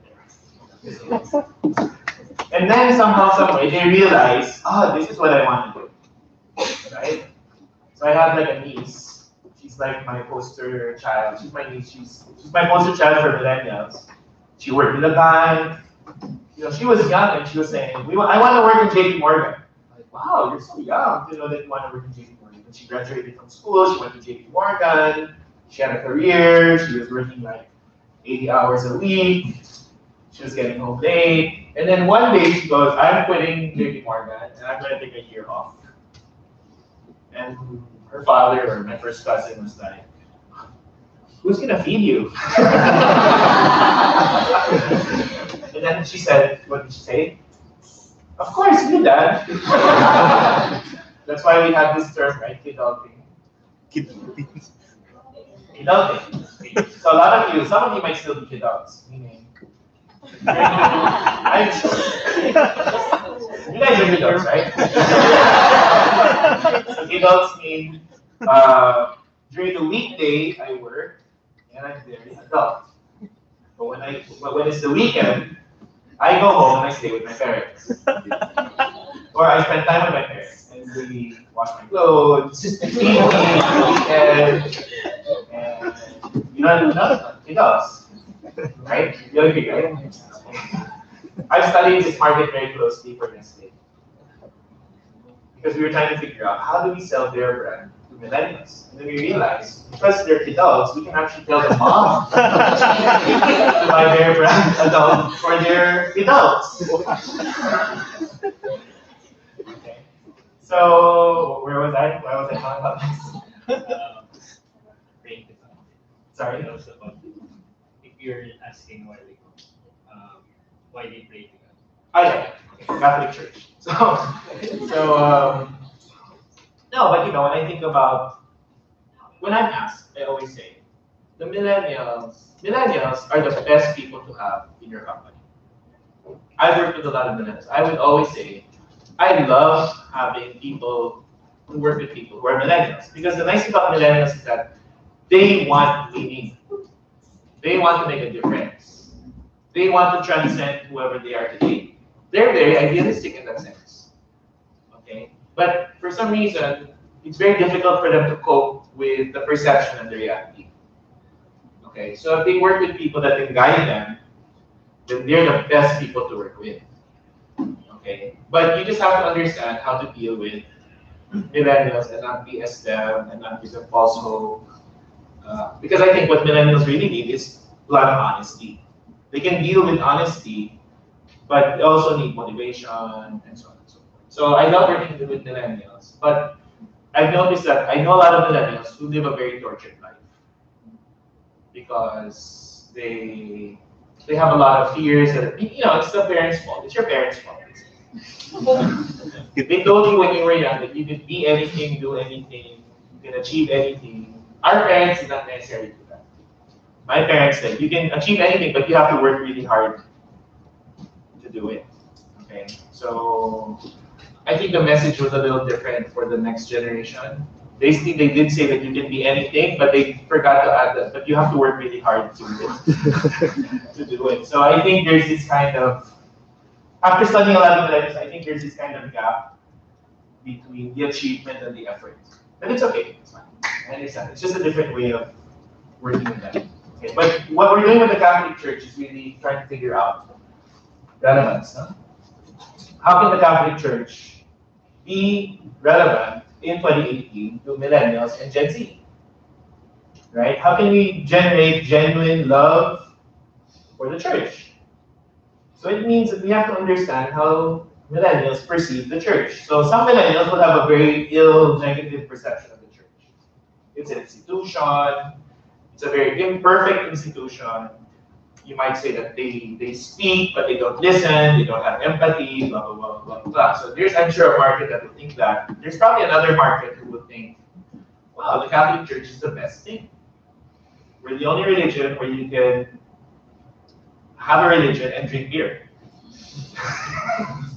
Okay, I mean, from what I've heard from many millennials, it's like, it's relatively chill to be Catholic. They don't actually put a lot of, constraints. And they only ask certain things. So that's the other perception that I saw, that it's kind of a chill religion, because they said they know a lot of other religions that are really more stringent about what you wear and how you behave. And Catholic, they said, it's actually, if you think about it, realistically, it's not actually that bad. So, we just have to understand that. But as a marketing professional, we just need to understand, so how can we create these new experiences so that people will say, when I have a spiritual need, I need to feel happy, I need to feel secure, I have to push away my anxiety, I'm going to go to what? So maybe we'll create an app. So I've made a go-to app for millennials who need some spiritual support. Okay? So we need to explore, we need to reimagine. So this is the innovation part that we need to remain relevant. Okay? I'm a marketing professional, by the way. I don't read a logo. Okay. About our clients who subscribe to our magazine and to our branded content, they want to promote through us, and they always tell us, you create demand for our services, for our products. Yeah, because they don't have an idea themselves how to create the demand. That's why they rely on you. They have no insight of their market, therefore they say, you do it for me. But then my question is, but do you have deep insight of your market? If you don't have deep insight of your own market, and your client is relying on you, then you're both blind. So you might think that you're doing some great thing, but in reality, nobody might be, or maybe not that many people might be reading it. So it's maybe not relevant to most people. Okay, yes? I just would like to share processing what I've been learning from you today. Parang, what the professor is saying, that we need to make sure that the market is ready, but then he's coming from a dilemma that we are told to create market for it, right? So parang based on what he's sharing now, what I've been learning, he said that we need to feed on the dissatisfaction of the customers to create opportunities. So the problem is maybe we've been pushing on buy this, buy our services, but we're not really understanding how dissatisfied are they. And if they are dissatisfied, sometimes they are not aware of their dissatisfaction, and sometimes you have to start there to make them aware of their dissatisfaction with the services, so that now you come in and offer what you need. So that's what I'm getting from our session. So so if I ask you, so maybe you need to design a survey of marketing professionals. What's their biggest fear? You have that survey at the magazine. So what's the biggest fear of marketing professionals in the Philippines today? What do you think? Right. If I had to look at all the marketing professionals I worked with over the last 2 years, I would say the biggest fear is that they don't know where the opportunity is. They don't know. Okay. And second is, if they did know, or if they did find out, they don't necessarily know how to execute it. And it's really because a lot of the people, the older brand people, they grew up in an analog world.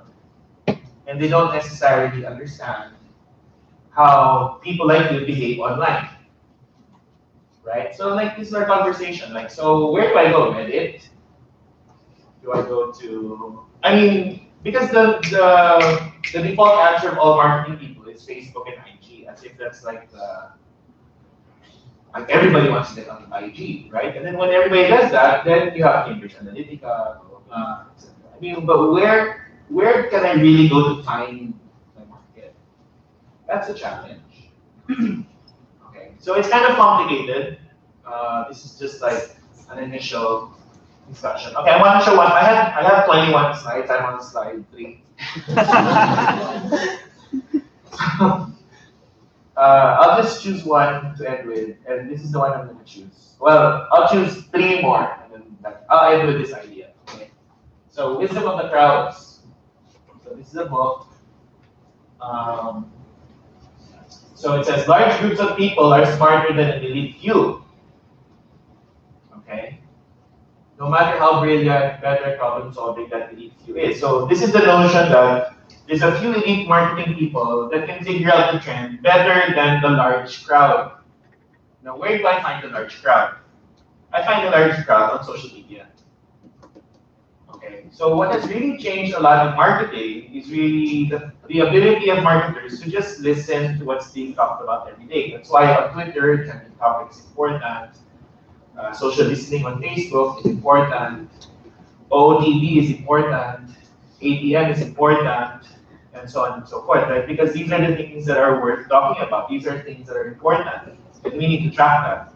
Okay, so that's why data analytics, data capture, artificial intelligence is critical, and to be able to manage that is critical because we don't do market research in the traditional way. We don't do like N equals 300 sample survey with 60 questions asking, would you be willing to buy this product or not? And at what price would you think it would be too expensive? That has failed. That has failed miserably because you're asking for a hypothetical question, and 9 out of 10 times, or 9 out of 10 product launches that have been based on that kind of survey, those launches have failed. I've seen it in Smart Telecom up close. They would say, the survey says 20,000 people will adopt. And then they launch it, 500 people adopt. And everybody's scratching their head. Right? It just, the old ways don't work anymore. So we need to experiment with new ways to generate the insight and new ways to exploit the insight. So that's kind of what we study now at AIM. We're innovating new methods of inciting. And then we're innovating new methods of creating the digital journey. So I am not an expert. Okay, I think the age of experts are over. Okay, everybody has to be like a process expert. So I cannot be an expert on millennials. But I can be an expert in running inciting projects that will help me understand millennials. So I'd rather that you become like a process expert on inciting rather than to say I'm an expert on millennials. Because the things change too fast. Right? So there's no point in saying I know millennials. No, yeah, you knew millennials yesterday, but what about tomorrow? Right? So this whole notion about when millennials become mothers. Right? What are millennials teaching their children? Can you imagine? What are millennials going to teach their children about the world? What do you think? Who's a millennial here? What are you going to teach your children about the world? Exactly where you say that. You're going to have a very jaded view. So then the question would be, okay, so if that's going to be your view, then what brands will become relevant to you? What schools will be relevant for the millennial parents? Right? What features of these schools will be important to you? Will you send your kid to a Catholic school in the future? Yes or no? Would you want to send them to like an MI school? Yes or no? Would you want to send them to a school that's purely digitized? Yes or no? So we also need to understand how millennials live their lives, and then when they become a parent, how they're going to educate the next generation, so we understand what the next generation will need. So like as an example, Gen Z, 20 years old and below, will be the most image-conscious generation ever. You think millennials are image-conscious? Wait till the Gen Z come.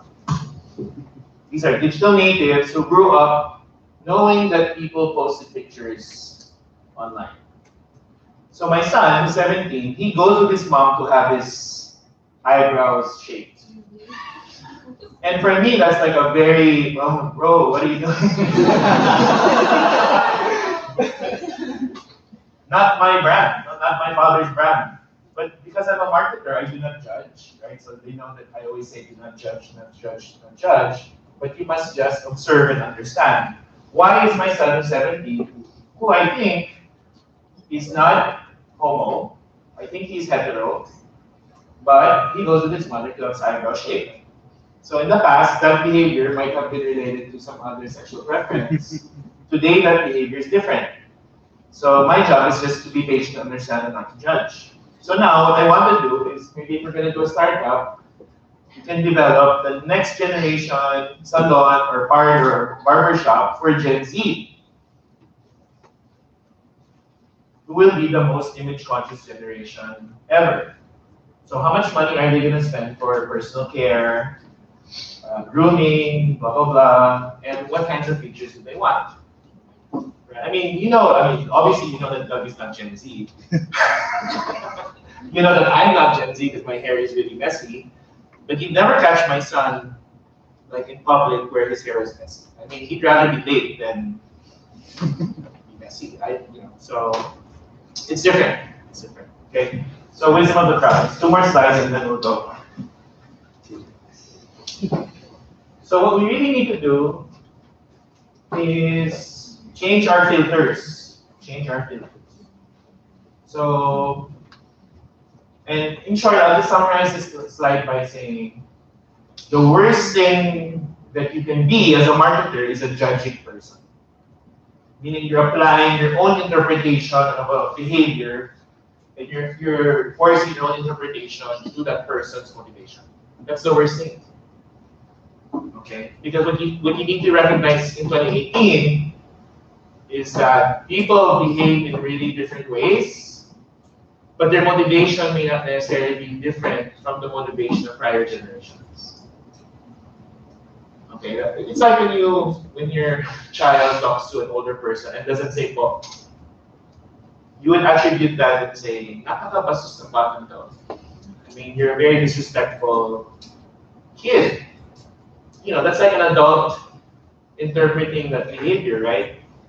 I think that's unfair. That a lot of kids just grew up differently, and how they show respect is different from how my generation would show respect to others. But we need to understand that. Okay, so we need to look at our different filters. Okay. Now the last one I want to talk about is this. And this is called weak signals. And this is my favorite one. There are obviously strong signals of trends in the market. Okay, can you give an example like strong signal? I know for sure this is a trend. I know for sure this is a trend.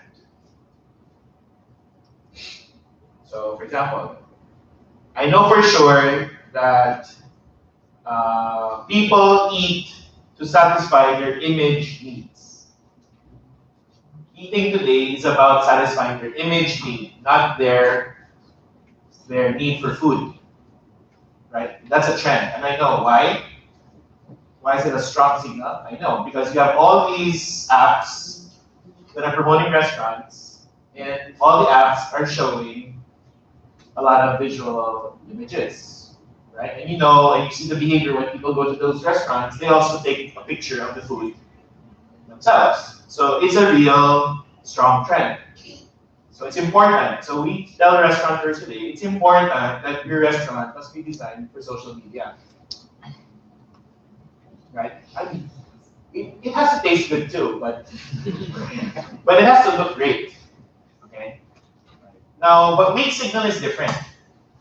Weak signal is I observe something in the market, but I'm not sure if it's going to be important in the future. I'm not sure if it's going to be a trend in the future. Okay, so like we could go on a safari together in a mall, and look for things that might be a weak signal. So I'll give you an example of a weak signal. So I went to SM Mega Fashion Hall once, and in the middle was this kiosk of Sunny's. Kiosk. And then they had the machine. They had the, what do you call that machine? The refraction machine. So they had the refraction machine here. And there was like a long line of people waiting to get their eyes refracted. And I'm like, why? I mean, all these other optical shops have a refraction machine inside. I don't see a line of people getting their eyes refracted. But here suddenly, they took the machine outside of the store, they put it in the kiosk in the middle, and suddenly everybody is like getting their eyes refracted. So what does it mean? All I know, objectively observing is that there's a long line of people. So there must be something there. But what does it mean? Okay, is it a signal? Is it telling us about a future trend that might be important or not?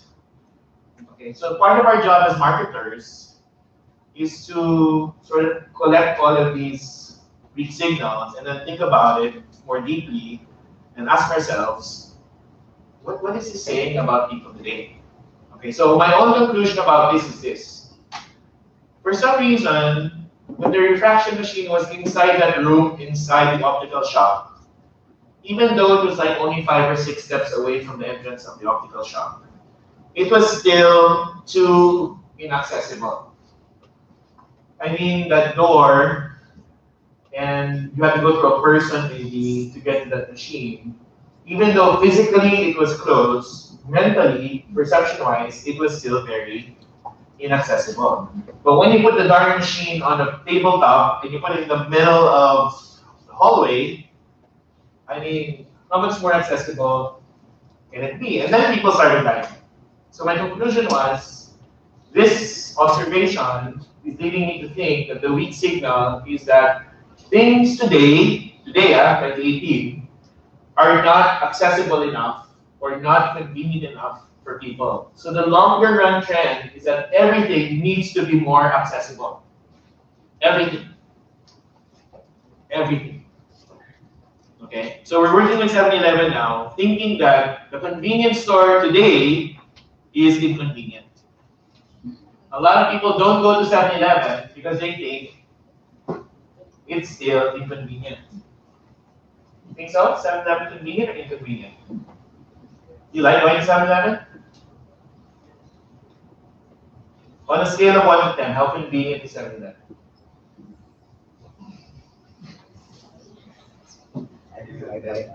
Huh? I buy online. Yeah. So how convenient? 3. See? So can you imagine, here's a store that was designed for convenience, and today the perception in 2018 is that it's very inconvenient. So there's a need for a group of people to come together and think about how can we make everything in the convenience store more accessible to people. Right? And then if you think about that, then the question would be, so what's the limit of accessibility? So the limit maybe might be in the future that I'm just beginning to think about it, and it's already being delivered to me. I mean, that's the shortest gap between need recognition and solution, right? I'm hungry, and then the AI is predicting, okay, he probably wants Jollibee right now. So they already placed the order, and then you just thought, I'm hungry, and then the notification will come out and say, Jollibee is being delivered to you. I mean, how much more convenient can it be? Okay, so I'll end by saying this. That's the trend, but then human beings are fickle. And next, the pendulum will swing back and say, I don't want more convenience. I want it to be less convenient, but more meaningful, more authentic, more artisanal, right? So, like, I don't understand. Why will people line up 2 hours in Mentocoro? Ramen. So I'm there in line 2 hours to meet people, and they seem happy. And when they're eating their ramen, like, it was so late, waiting 2 hours, and I'm like, so that's the reverse weak signal of this. I should take the picture of Mendocoro and said, here's people waiting 2 hours outside.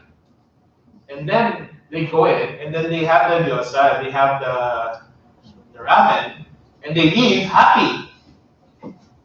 Ah. Okay, but it's not for me to judge, it's only for me to understand, and after I understand, then I will respond, build something on top. Okay? Alright, so I got that. Alright, any comments or questions? Okay, so I'll just say this to end. There is a big need for new generational thinkers in marketing. And I would say the number one characteristic needed in marketing today is a very granular understanding of consumer behavior. A lot of marketing people today understand marketing, but they don't understand consumer behavior. Okay, so the way we've shifted the marketing class at AIF is to really go deep and use behavioral models to understand more clearly why people behave in a certain way. Because the behavioral changes are happening very rapidly. Okay, all right, any comments?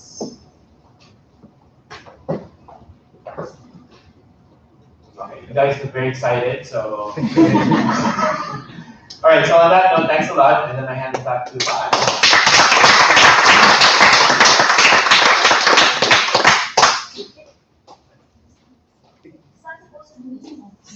Oh. I will just call in our one of our student ambassadors. This is for the next part. This is where, if you don't want to ask Prof. Richard questions because you're shy, you're not shy. Well, as I said, we invited our alums and then the students also are here to answer what life is like at AIF. Okay, so we'll just bring in something here so that it's a little bit more relaxed. It's not a class anymore. So Aaron, this is your partner.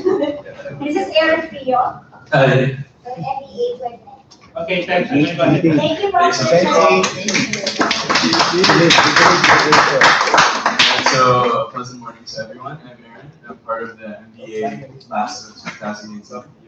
And for the next session, we're going to have an alumnus. He's part of cohort 8. That was 5 years ago. Yes. Yeah, 5 years ago. So before we start, while we're setting up, we'll have a short break, a 5-minute quick question break. Thank you.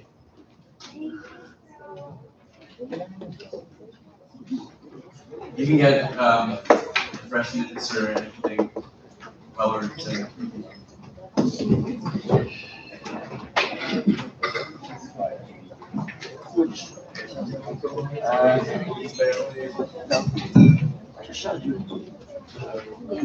Cohort 1. Hello, MBA pa eh. Cohort 0. Dapat 12:30 ako.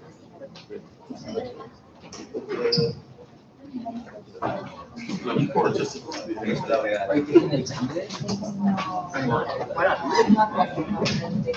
I don't think anyone's really read this anyway, so. I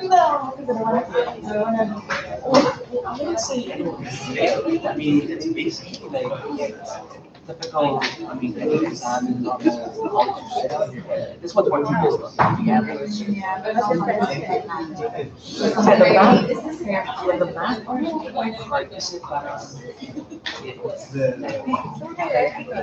course or like learning comprehension. I think like the questions about good questions. So I guarantee you it's always but just guarantee every day pero after 5 minutes.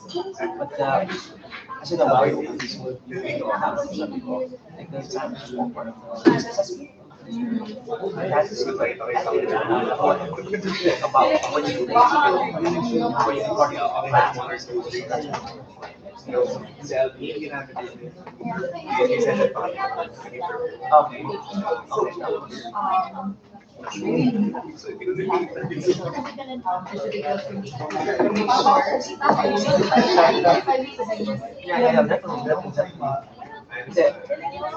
that's true. To be honest, I'm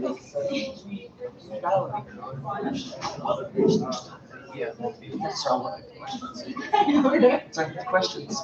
Since we said it's 1 a.m., we got 9 minutes. Average.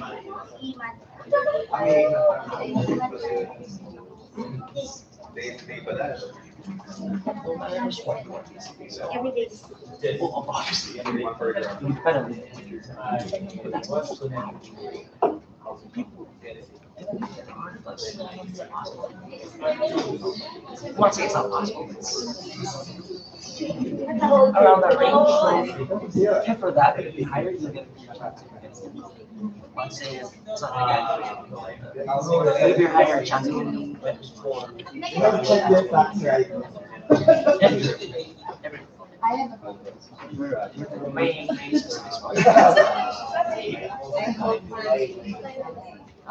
most worship. There will be so many more worships.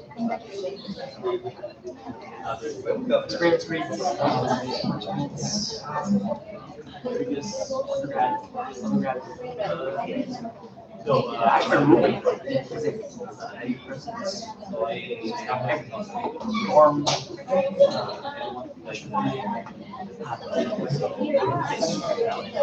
Like my roommate and I didn't really get to know if she really my roommate.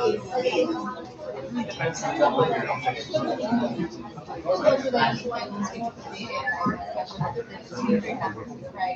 well, that's one thing. You might pay 5,000 pesos. Because I review on my own. I don't think now in England parang sessions na although meron what I did was what was your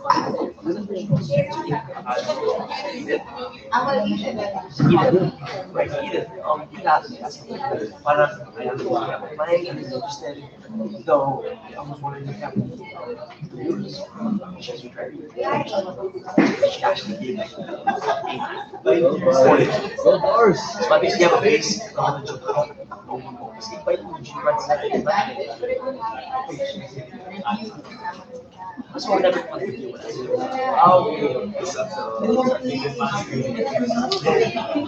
I reviewed 3 weeks on my own. I downloaded my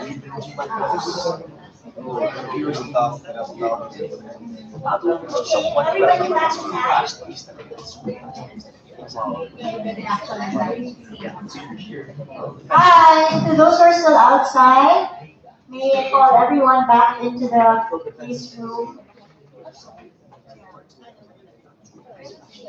Actually, they're kind of worried if they have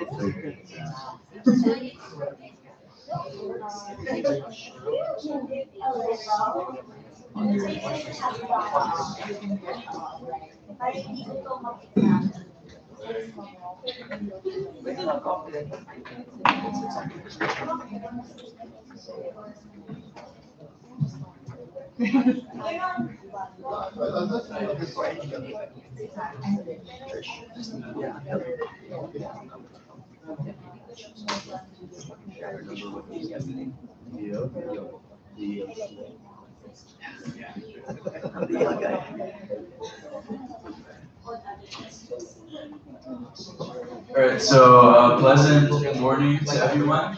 So in this portion, you can ask our alumnus or our student or students, yeah, don't be shy. But I'd like to introduce him first. So his name is Mr. Tani Basman. He is an alumnus of the Asian Institute of Management. Right now, he is an entrepreneur, and he founded his company, which is Platinum Harlika Group. So it's been 3 months, right? 3 months. So it's a real estate company. And formerly, he's a general manager of One Decam Harlika Group. He's also the former assistant general manager for operations of 8990 Holdings. It's a publicly listed company. He's also former investor relations officer, management services manager of the same company.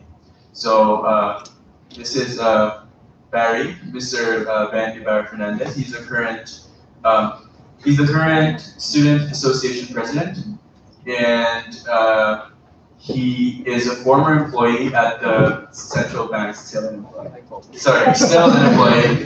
He's on leave, an employee of the Central Bank of the Philippines, and he's had also extensive work experience. We're proud to have him here, and Mr. Basman as well. So right now we can open the floor to any questions that you may have about life during AIM or life after AIM or any specific questions. Even asked before. And even before. We also have Prof, and well, I can answer your questions later, but we also have Prof, if you have any specific questions about the program itself. So anything more academic and the expectations from the students, we have from the back here to answer the questions. So are there any questions on the floor? They should have. You should question. Have questions? Yeah, yes. Any questions? Okay, I'll just start with my background before I came to AIN. Before I was working with an international NGO, I used to work in conflict-affected areas. Sulu, Basilan, Tawi-Tawi. I work with the military, I work with the rebels, I work with extremists. Every week I'm in Mindanao. That was my life before AIN. Every week I'm talking to war victims, I'm talking to rebels, I'm talking to soldiers. That was my life before. But for some reason, I said, what I'm doing is noble and good. But there should be more that I can do. I'm an employee. I love what I'm doing before. But I said something is missing. Then I thought of doing business. But where do I start? I don't have any background. My background is philosophy and political science. So zero. So I saw it on a website. I saw AIM, and two of my cousins are alumnus also. My aunt is an alumnus. So I asked them for guidance. Then I went to one Insight MBA one Saturday after straight from the airport from Sulu. I went here. I haven't taken a bath yet. So hell with it. I'm going straight. To AIM. Then I was there sitting just like you are, thinking, what should I do? And then I heard an alumnus talk and I heard a student talk, just like this setup. They said, because there was some priest who was an alumnus also, who was talking.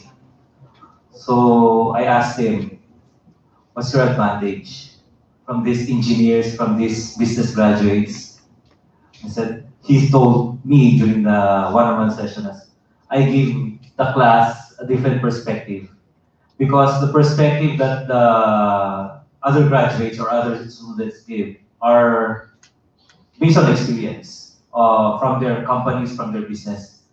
But for me, I gave an experience spiritually or something that they don't think of, they don't thought of when we were discussing the pieces in the class. So I said, okay, I'll take the AMAT without knowing if I'll pass or not. Because I'm mathematically challenged. LOB, oh my God, how many nights it gave me nightmares. Even if it's only for 10 to 15 sessions. For the first time in my life, I cried for a subject. That's because of LOB. One night I called my mom. I said, I think I'm going to quit business school after this first term, because of LOB, because of accounting. No, I failed LOB. I did not pass LOB.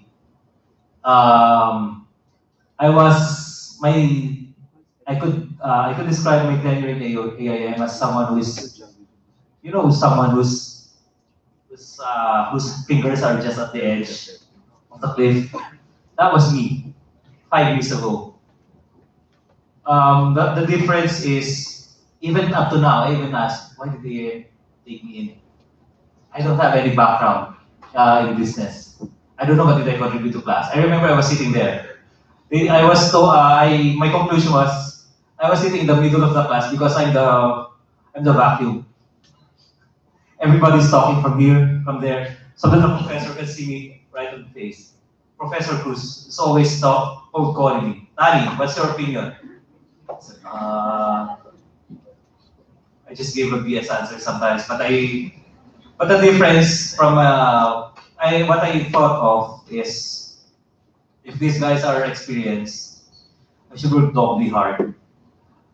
Every night at 8 a.m. This is not to discourage you, but to encourage you. I sleep at 4 a.m. just to keep up.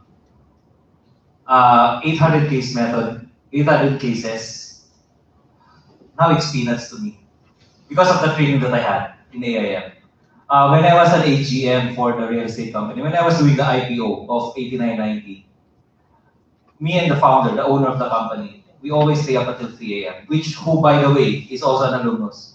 Because I think from batch 1980. So it's really cool. But yeah, I asked him, sir, why did you hire us? He told me because of the rigor of the training that you experienced. I told him, you put me in finance, you put me in investor relations. I talk with investment banks. Sometimes I have no idea what I'm talking about the numbers. I just say I bid less this, I bid less that, but I don't have an idea what I'm talking about before. But now I have an idea because he told me the rigors, the training that you get from AIM. There's a saying, diamonds, they go through a lot of stress and pressures. They're ugly at first, now they're like that. They're the diamonds that we see them. They're so polished. I'd like to believe that the experience that I had here in AIM, the sleepless nights, it's not only sleepless nights, a lot of parties. I remember during our Tigers night, one of my classmates, actually two, down, I think 2 bottles of tequila. I saw them in the hallway the next morning, sleeping. And then there's this one guy, I will not name him, but we saw him, he was so drunk. We went to the restroom, he was there sleeping at the toilet. I told him, oh my God, what are you doing here? Because if the rigors are so hard, AIM students are known to party harder. So there should be a balance. That's what I'm thinking. There should be always a balance. So right now, I know that you're in term break, but I know the feeling. And yeah, I'm proud to say that I have always I've always threatened to be expelled every end of the term. My name always comes up from the professors. Say, Tanis, but hold on. Keep the faith, keep the battle, fight the good fight. That's what I'm always thinking. I vividly remember I was sitting in my dorm room because it's better if you have dorm rooms. I was sitting in a dorm room after an LOB finals. I said, I'm going to fail this. I called my mom. I was crying. I said, it's the first time that I cried because of academics. It's the first time that I cried because of an exam. But yeah, after that night, I said, hell with it. I'm going to push on. I've always been called by the program director before, which was Prof. Tet Manyala. She was a finance expert. She's the one who was also, by the way, now is my ninang to my godmother to the wedding, to my wedding. So we're now close. You see, before I was looking at her, she's my nemesis because of the questions that I always get, and always are you sure with what you're talking about, Mr. Bassman? She's always telling me that when I was here in front. I always sit behind the table because that's the she of the table. The questions will be deflected by the table. That's what I'm thinking all the time. But I'm really, really thankful for the experience that I had in AIM. I survived also please feel free to ask questions because maybe I'm an outgoing person. I'm friendly. I did not know that the friends that I made in the first inside MBA in the AMAT will be one of the top students.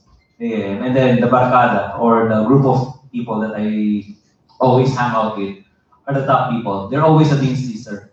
I said I'm the anomaly in the group. I'm always the anomaly in the group.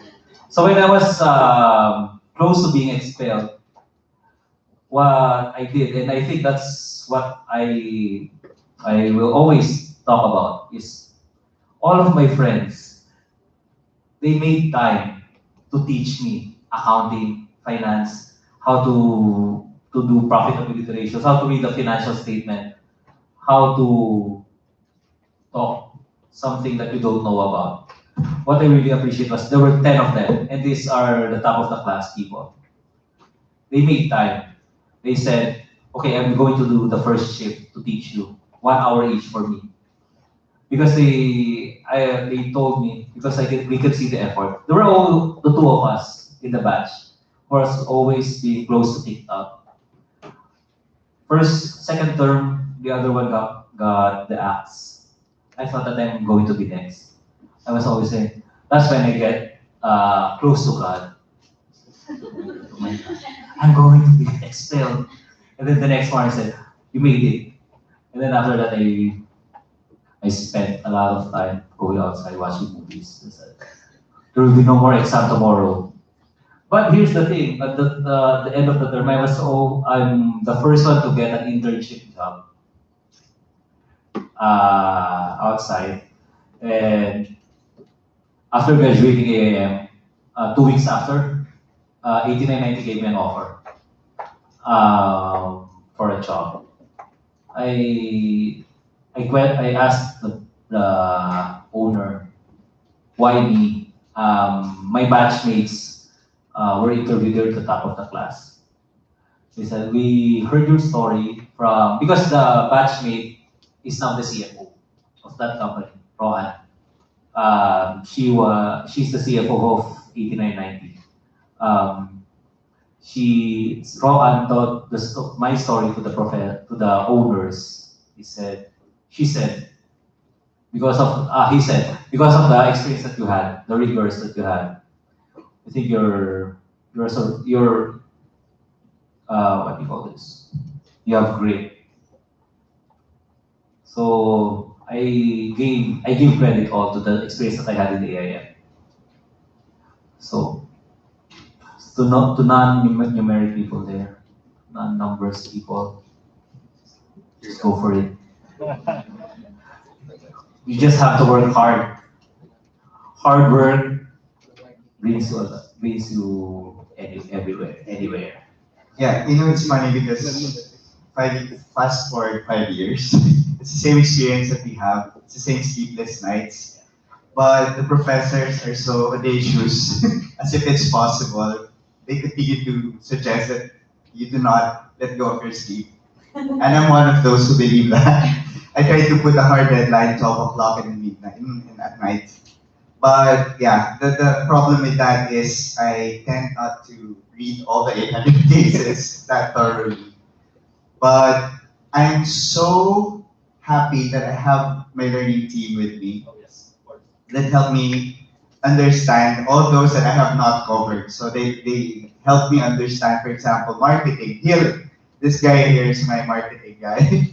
So he knows a lot of marketing stuff, and I've learned a lot from him, not really more than what I've learned from Prof. Cruz. He's really a great guy to observe.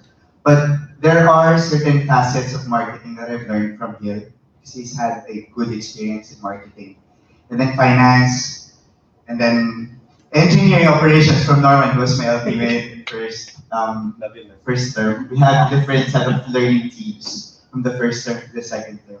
So yeah, for his experience, I'm not sure if they were your LT mates, your top 10 guys. One of my LT mates is one of the top. But here's the thing, 2 of us are Filipinos, the other 4 are from India. The other Filipino in our group is a female, and I'm the guy. So we got really close. Because we stayed up from 11 a.m. to 5 p.m., 5 a.m. Because, my batchmates, they said, okay, they gave us the case back 4 p.m. Then we were told to have it. I remember the class of Prof. Macaranas, Coach Macaranas. They gave us a case pack. He gave us a case pack at 4 p.m. And they said, give us a presentation tomorrow 7 a.m. So I said, okay, VUCA. VUCA, yeah. And then we said, okay, let's meet at 7 p.m. But my classmates are saying, no, we're hungry. We eat first.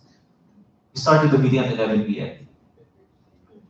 And then all of the other LTs started their meeting at 9. We started at 11 because we overslept. Because we said we really work hard, we need to sleep. So we started at 11 p.m. And then we finished at 5. And then I did not sleep there because I said if I sleep now, I might miss a presentation. So it's my first time drinking Red Bull because of that. But yeah, in the real world, if they knew that you're a graduate of AIM, they will give you more demands. They will demand a lot from you, because especially if your boss is someone who also graduated from this institution. So. So would there be any questions? Are you anxious about your test? We have a test. Are you all in now? Some are taking it after lunch. Oh, good luck. Because here's the thing, the CFO friend that I'm talking about, from inside the MBA to the AMA to the interview, we were together. There were 6, I don't know if we're still doing the group interview. There were 6 of us in the batch. Only the 2 of us survived. And then, first day of classes in AM, she was behind me because I'm Basman, she's Buenaventura. So, the alphabetical order was there. First day of work, she was also there. Until now, we have our own families, we have our own kids. We're still the one who remain with ict some connection.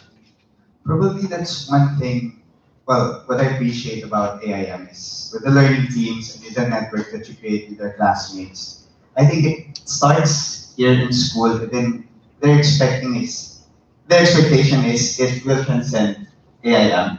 Yes. And even after AIM, you'll be in contact, in constant connection with these people. So we're just so really glad that in our cohort, we have a lot of CPAs, we have a lot of finance gurus, we have a lot of real estate guys, and really eloquent people. So we just really want to back on their strengths and on their network as well. Because like for example, Aaron here has a good network with diplomatic people. There's a good network of like, what's this? For your Eloquence Club, you have your Toastmasters Club. So, what Aaron here is the president for the Eloquence Club here in AIM, and they're trying to help us improve our eloquence. So, it's the first time that I've heard about elevator pitch. It's from this guy. So, before AIM, I have not heard about elevator pitch. I'm not sure with you. But yeah, I was lucky enough to listen to one of their lectures in the Eloquence Club. It was lectured by somebody from the Toastmasters group, right?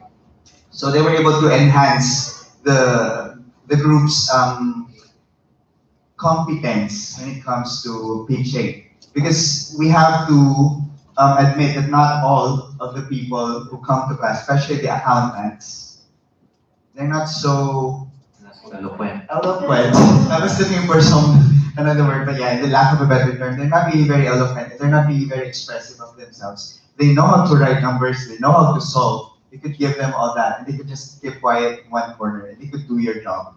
But here in AIM, everyone's being forced to go beyond your borders. Everyone's being forced to be good at everything, because that's what is expected of us as AIM. Yes, after you graduate, it's expected After all of the training that you've been through, you can do anything. That's the expectation, right off the bat. I remember my first day at the job. It was in the middle of the IPO. The owner told me, "Oh, we'll have a meeting with UBS tomorrow. Read this, the prospectus." The prospectus was this thing. And then I was fresh from the trauma of finance. I said, "Oh my God, I'm going to read numbers again." But now he told me, "Okay, I know that you're new to this. Just get the feel of it." After a month, after meeting with investment bankers and accountants and lawyers, I was so confident about the numbers of the company. I know how to read the financial statements because of the training. That's one of the takeaways if you push through with AIM or if you get in AIM.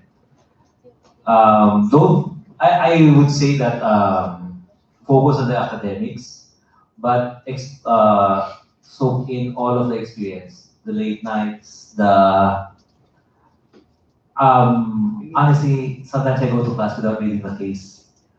The technique there is read the back of the case. That's a summary. First paragraph and last paragraph. Sorry, sir. First paragraph, last paragraph. And then, right off the bat, you raise your hand. Say the case facts. Then you're done. You've done your CP. Yeah, another way to survive a case method lecture would be to back on your experience. Yes. So sometimes, yes, I have not read the case thoroughly, so I cannot relate to the case facts. But from the discussion, I can infer that I have had experiences before that I can relate to the whatever is being discussed in class. So I raise my point. So, okay, I say, so my classmates always tell me, "Oh, here comes the experience guy again." Because I always say, "Sir, in BSP, what we do is blah, blah, blah, blah, blah." So I have a lot of those kinds of CVs, class participations. And the professors are really good at trying to enrich the discussion from these experiences.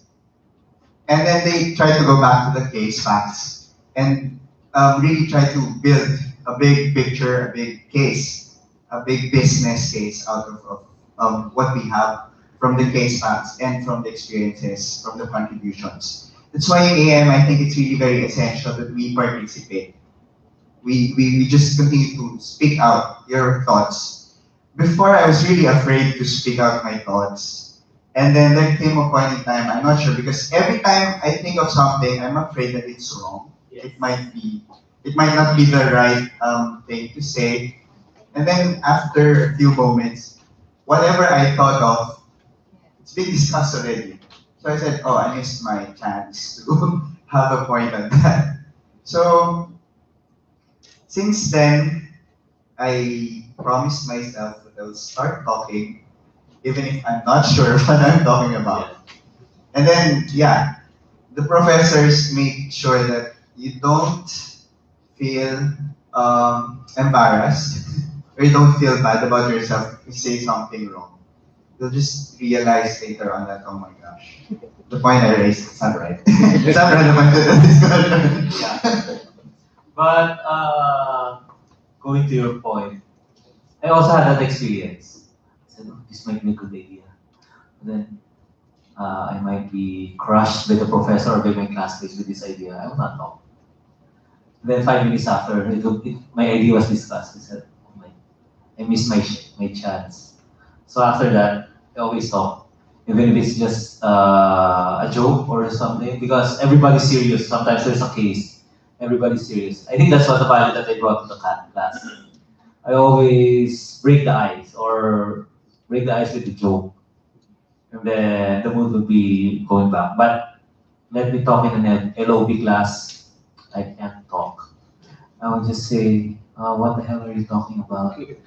It was until financial management do I learned to understand how financial statements work. So yeah. I mean, you guys talk a lot about such as it probably were not part of your education, gave you a tough time, or it gave you a tough time during college? I foresee myself in a similar situation with confidential. I'm a zoologist who worked in the market research sector, eventually went on to do sales. I don't think I would be able to survive financial accountancy or this or that, given what I know about it right now. So what's the kind of learning support that I can look up to? I understand that if you could talk a little bit more about the pre-MBA and the pre-MBA part to help students familiarize themselves with these subjects. Also, a little bit more about the kind of support that people who do not come from these backgrounds can look up to while we are studying at AIM. Okay, pre-MBA, I would suggest, because after I graduated, I said, oh, go to the stock market. There's a publicly available financial statements there for you to understand. Because when everybody converges in the classroom, everybody will use buzzwords. That's one thing about my classmates, and I'm proud to say it. They know a lot of buzzwords, but sometimes a professor will watch them. What you're saying is BS. Everyone, even if they're experienced, everyone is equal in the eyes of the professor. They will know if the guy is talking BS or is really asking questions genuinely. About your background on finance, what I did was, as I said earlier, I feel fortunate enough to befriend all of the top 10 in the class. I did not know that they're really good at the first day of class. But then they saw the effort, I think they saw the effort and the struggles that I had. We went to Prof. Manialak with the 10 of them. And Professor Manialak said, Prof. Ted told me, you have a really good support group. How did you get all of these people to teach you finance? I said, oh, maybe because of the good burger that I always give them. But yeah, kidding aside, the first thing that you want to be with your support group is your learning teammates. Because you will be with them 24/7 at least. Or sometimes, 18 hours per day. You'll be with them. They will know your quirks, all of the things that you don't want to talk about, they will know. They will know what's your expertise. They found out that my expertise is talking in front of people, giving sales talk. But they will know everything about you.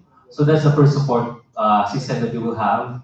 And then if your learning team has a mentor, my learning team's mentor was Professor Galigo.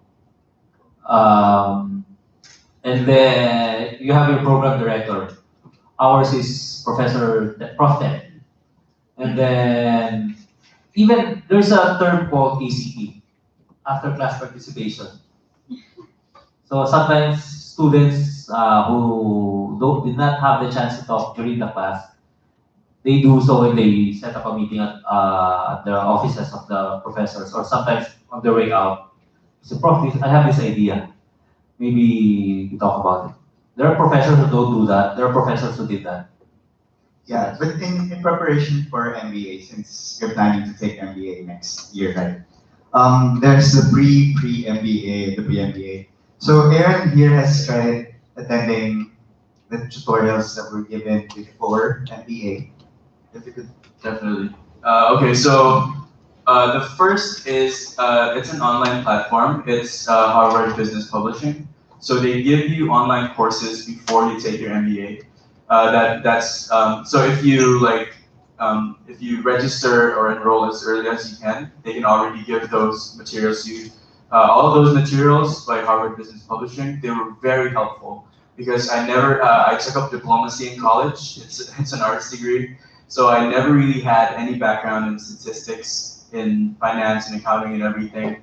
So it really helped me become more confident. And then fast forward a few weeks before class, the school, they actually they held tutorials. Those tutorials are taught by incoming student or former students, and that's a very helpful venue because I learned more about statistics and everything. And then before that, there's the program proper. There's pre-MBA subjects, so that's pre-language of business, so that's accounting. And what's the other one? Casemanship. Yeah, casemanship. Casemanship is they teach you the case method, like how you go through reading the cases and everything. So Bloom's taxonomy. And Bloom's taxonomy. Actually, one of the good parts of the MBA program is that even before you dive into the subjects themselves, they're going to teach you learning how to learn. So you'll learn how you will learn. Basically, that's it. The professor that taught us learning how to learn, or Bloom's taxonomy, is Professor Macaranes. He's an esteemed professor here. He's been an advisor to different presidents over time and other business leaders. So yeah, there are a lot of, also during MBA proper, like the core courses in curriculum, like for example, finance. I mean, what do I know about finance? The good thing about it is that they hold tutorials before exams. And you can request also additional tutorials from the school so that they can give you programs that would help you get through the exams. And I think that perhaps my key takeaway, and one of the highlights of the program that I want to emphasize is that at the end of the day, facts or common observations or pedestrian observations are easy. And people can easily say that, oh, this is a chair, or oh, this is a table, or oh, this is the macroeconomic trend. This is, for example, the industry trend. But not a lot of people can go through the thought process of actually saying, okay, this is the macroeconomic trend because A, B, C, D. These things happen, and the correlation of these things are because of 1, 2, 3, 4. Therefore, there is, for example, a vicious cycle or a virtuous cycle. So it's a causal loop diagram. So you think not on a single platform, but you think on a more systematic way, so that I think that's one of the value propositions of the MBA program. It's that at the end of the day, facts can be facts, case facts can be case facts, but not a lot of people can process information in a way that you cover it holistically, so that you would be able to mitigate future risks of businesses and also other organizations. So, yeah, speaking of holistic development here in AIM, so of course you're aware that it's not only MBA that's being offered here in school. We have other programs like MSIP, development management, entrepreneurship, and the new data science course. So yeah, the tutorial efforts that we do. So not just the school. In our cohort, I'm not sure if it's the first time that the school is experiencing it, but in our cohort, we have experts. So we have accountants there.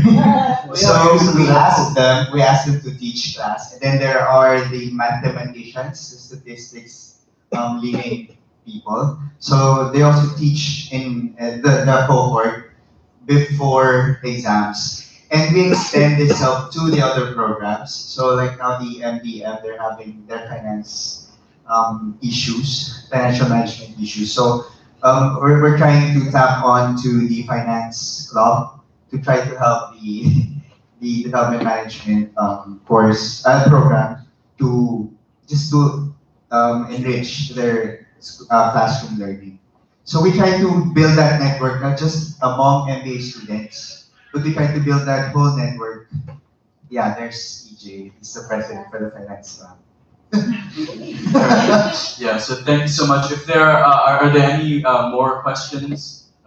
Were we able to answer your questions? Yes, it was Okay. a couple of more questions. Okay. The first one, the second one, how important is it? Sorry. How important is it to stay in the dorm? Really important. It's really important because out of our batch, there are 132 of us. 130 stayed in the dorm. Even the Filipinos who live one city away. Like I have roommates who live in Las Piñas. it's really important to stay in the dorm because you don't know what time you'll be available. You don't know what time your brain will work. You don't know when you want to rest. So the dorm is very accessible. Even now, I know the typhoon is getting stronger.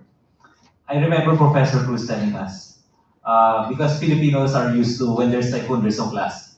We asked Professor Cruz, is there a class tomorrow? No, you live just upstairs. I don't have class. And I came from Quezon City and I go here.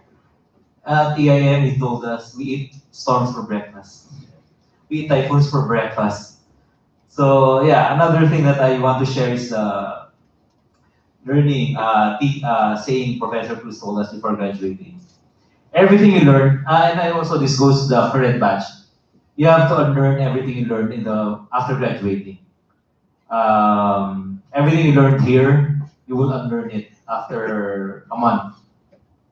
Because that's how that's the test of how we learn in the IA. So thank you for giving me the time. Thank you so much. Are there any further questions? Yeah, okay, sure. Sorry. This would be about placements. I understand that it's not spoon-fed to students. This is something that we have to look for ourselves. But how does the overall process work, especially for somebody who's an expat and plans to work in the Philippines in the long term? So, what are the kind of options? There's the career services office. Okay. But I think the one who's doing your tutorials are coming from my batch, Islay and Vivek. Vivek is with Meralco now. I think he's doing power plants. He's building power plants. Power grid. Yes. And then we have also one student here, Xiaowen, who's from China. She's now working with ADB. After graduating, she worked with ADB. I think now she's based in Brazil. Other expats, they got into startups here in the Philippines. I would suggest get help from CSO, Career Services Office, and do your own. So for our own networking, what are the networking platforms that we can access? I think this man would be the best position to answer. So like I said, we are members, the school is a member of a lot of the chambers of commerce. And so I think a lot of these things are coming up usually by this time of the year. So what the CSO does is actually invite students to attend these sessions. So we bring, for example, I've been to a few networking cocktails with our students going around.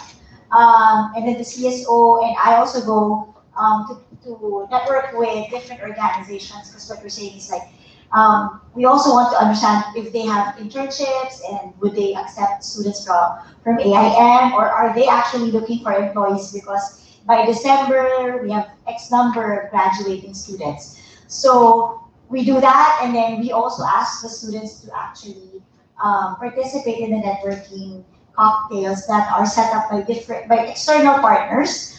But we also bring in people here. We've had how many job fairs so far? The small job fairs. 4 every quarter somehow, right? Every quarter. Plus, what we also have is the alumni networking session. So you get to know our alumni, because why would you look far and wide when most of our alumni work at organizations and hold roles that allow them to identify their current needs and positions that are open.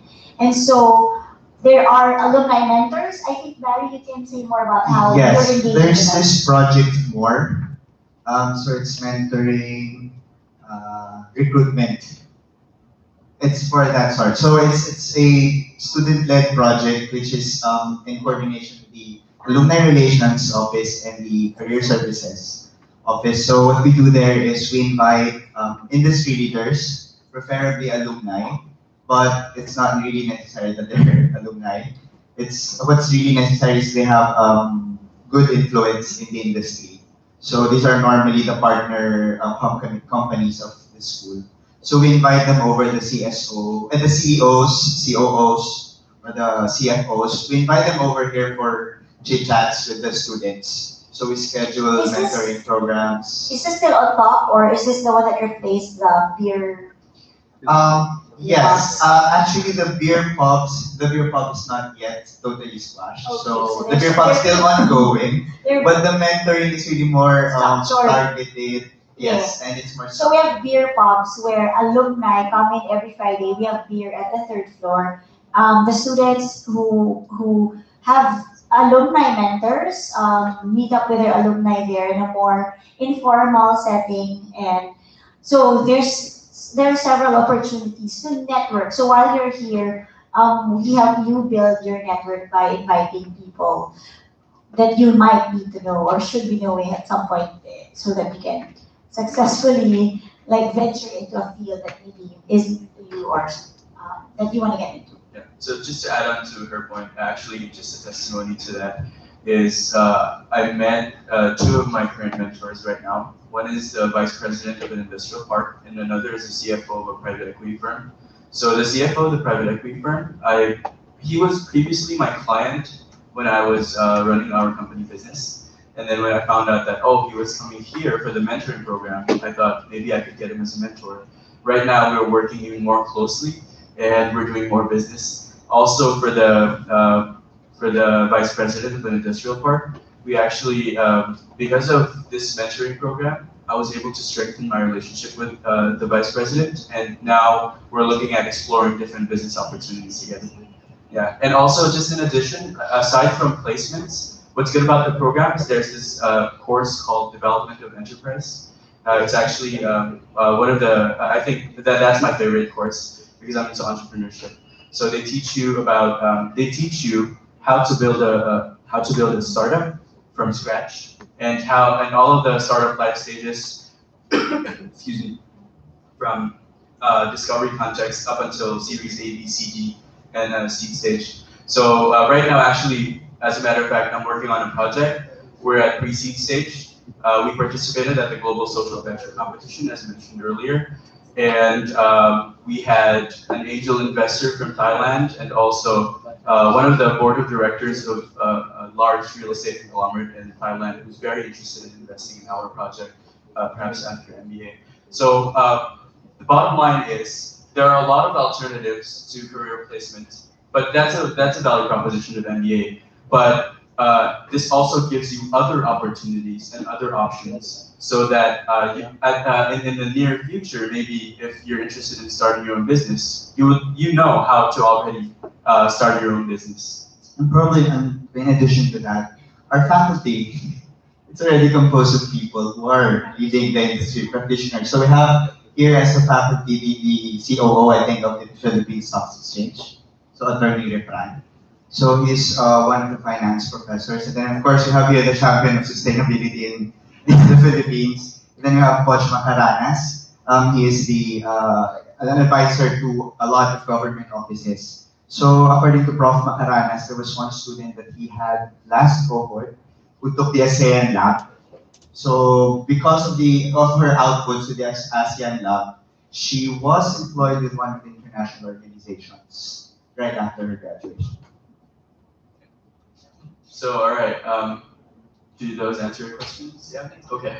Are there any other questions or comments? If none, then we can have our lunch. Lunch is already served by the lobby. If you have further questions, or if you're interested about student life or even after student life, feel free to approach any one of us. We'd like to thank Mr. Tani for gracing us with his presence here. So we'd like to present a token given by Professor Felipe Calderon.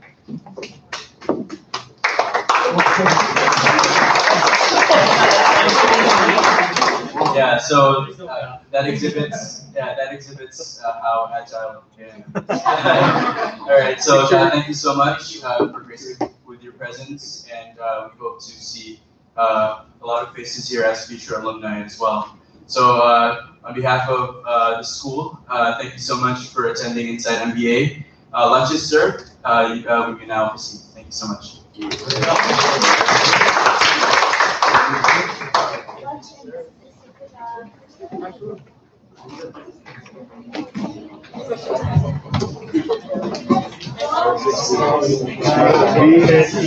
Oh, sorry. As a reminder,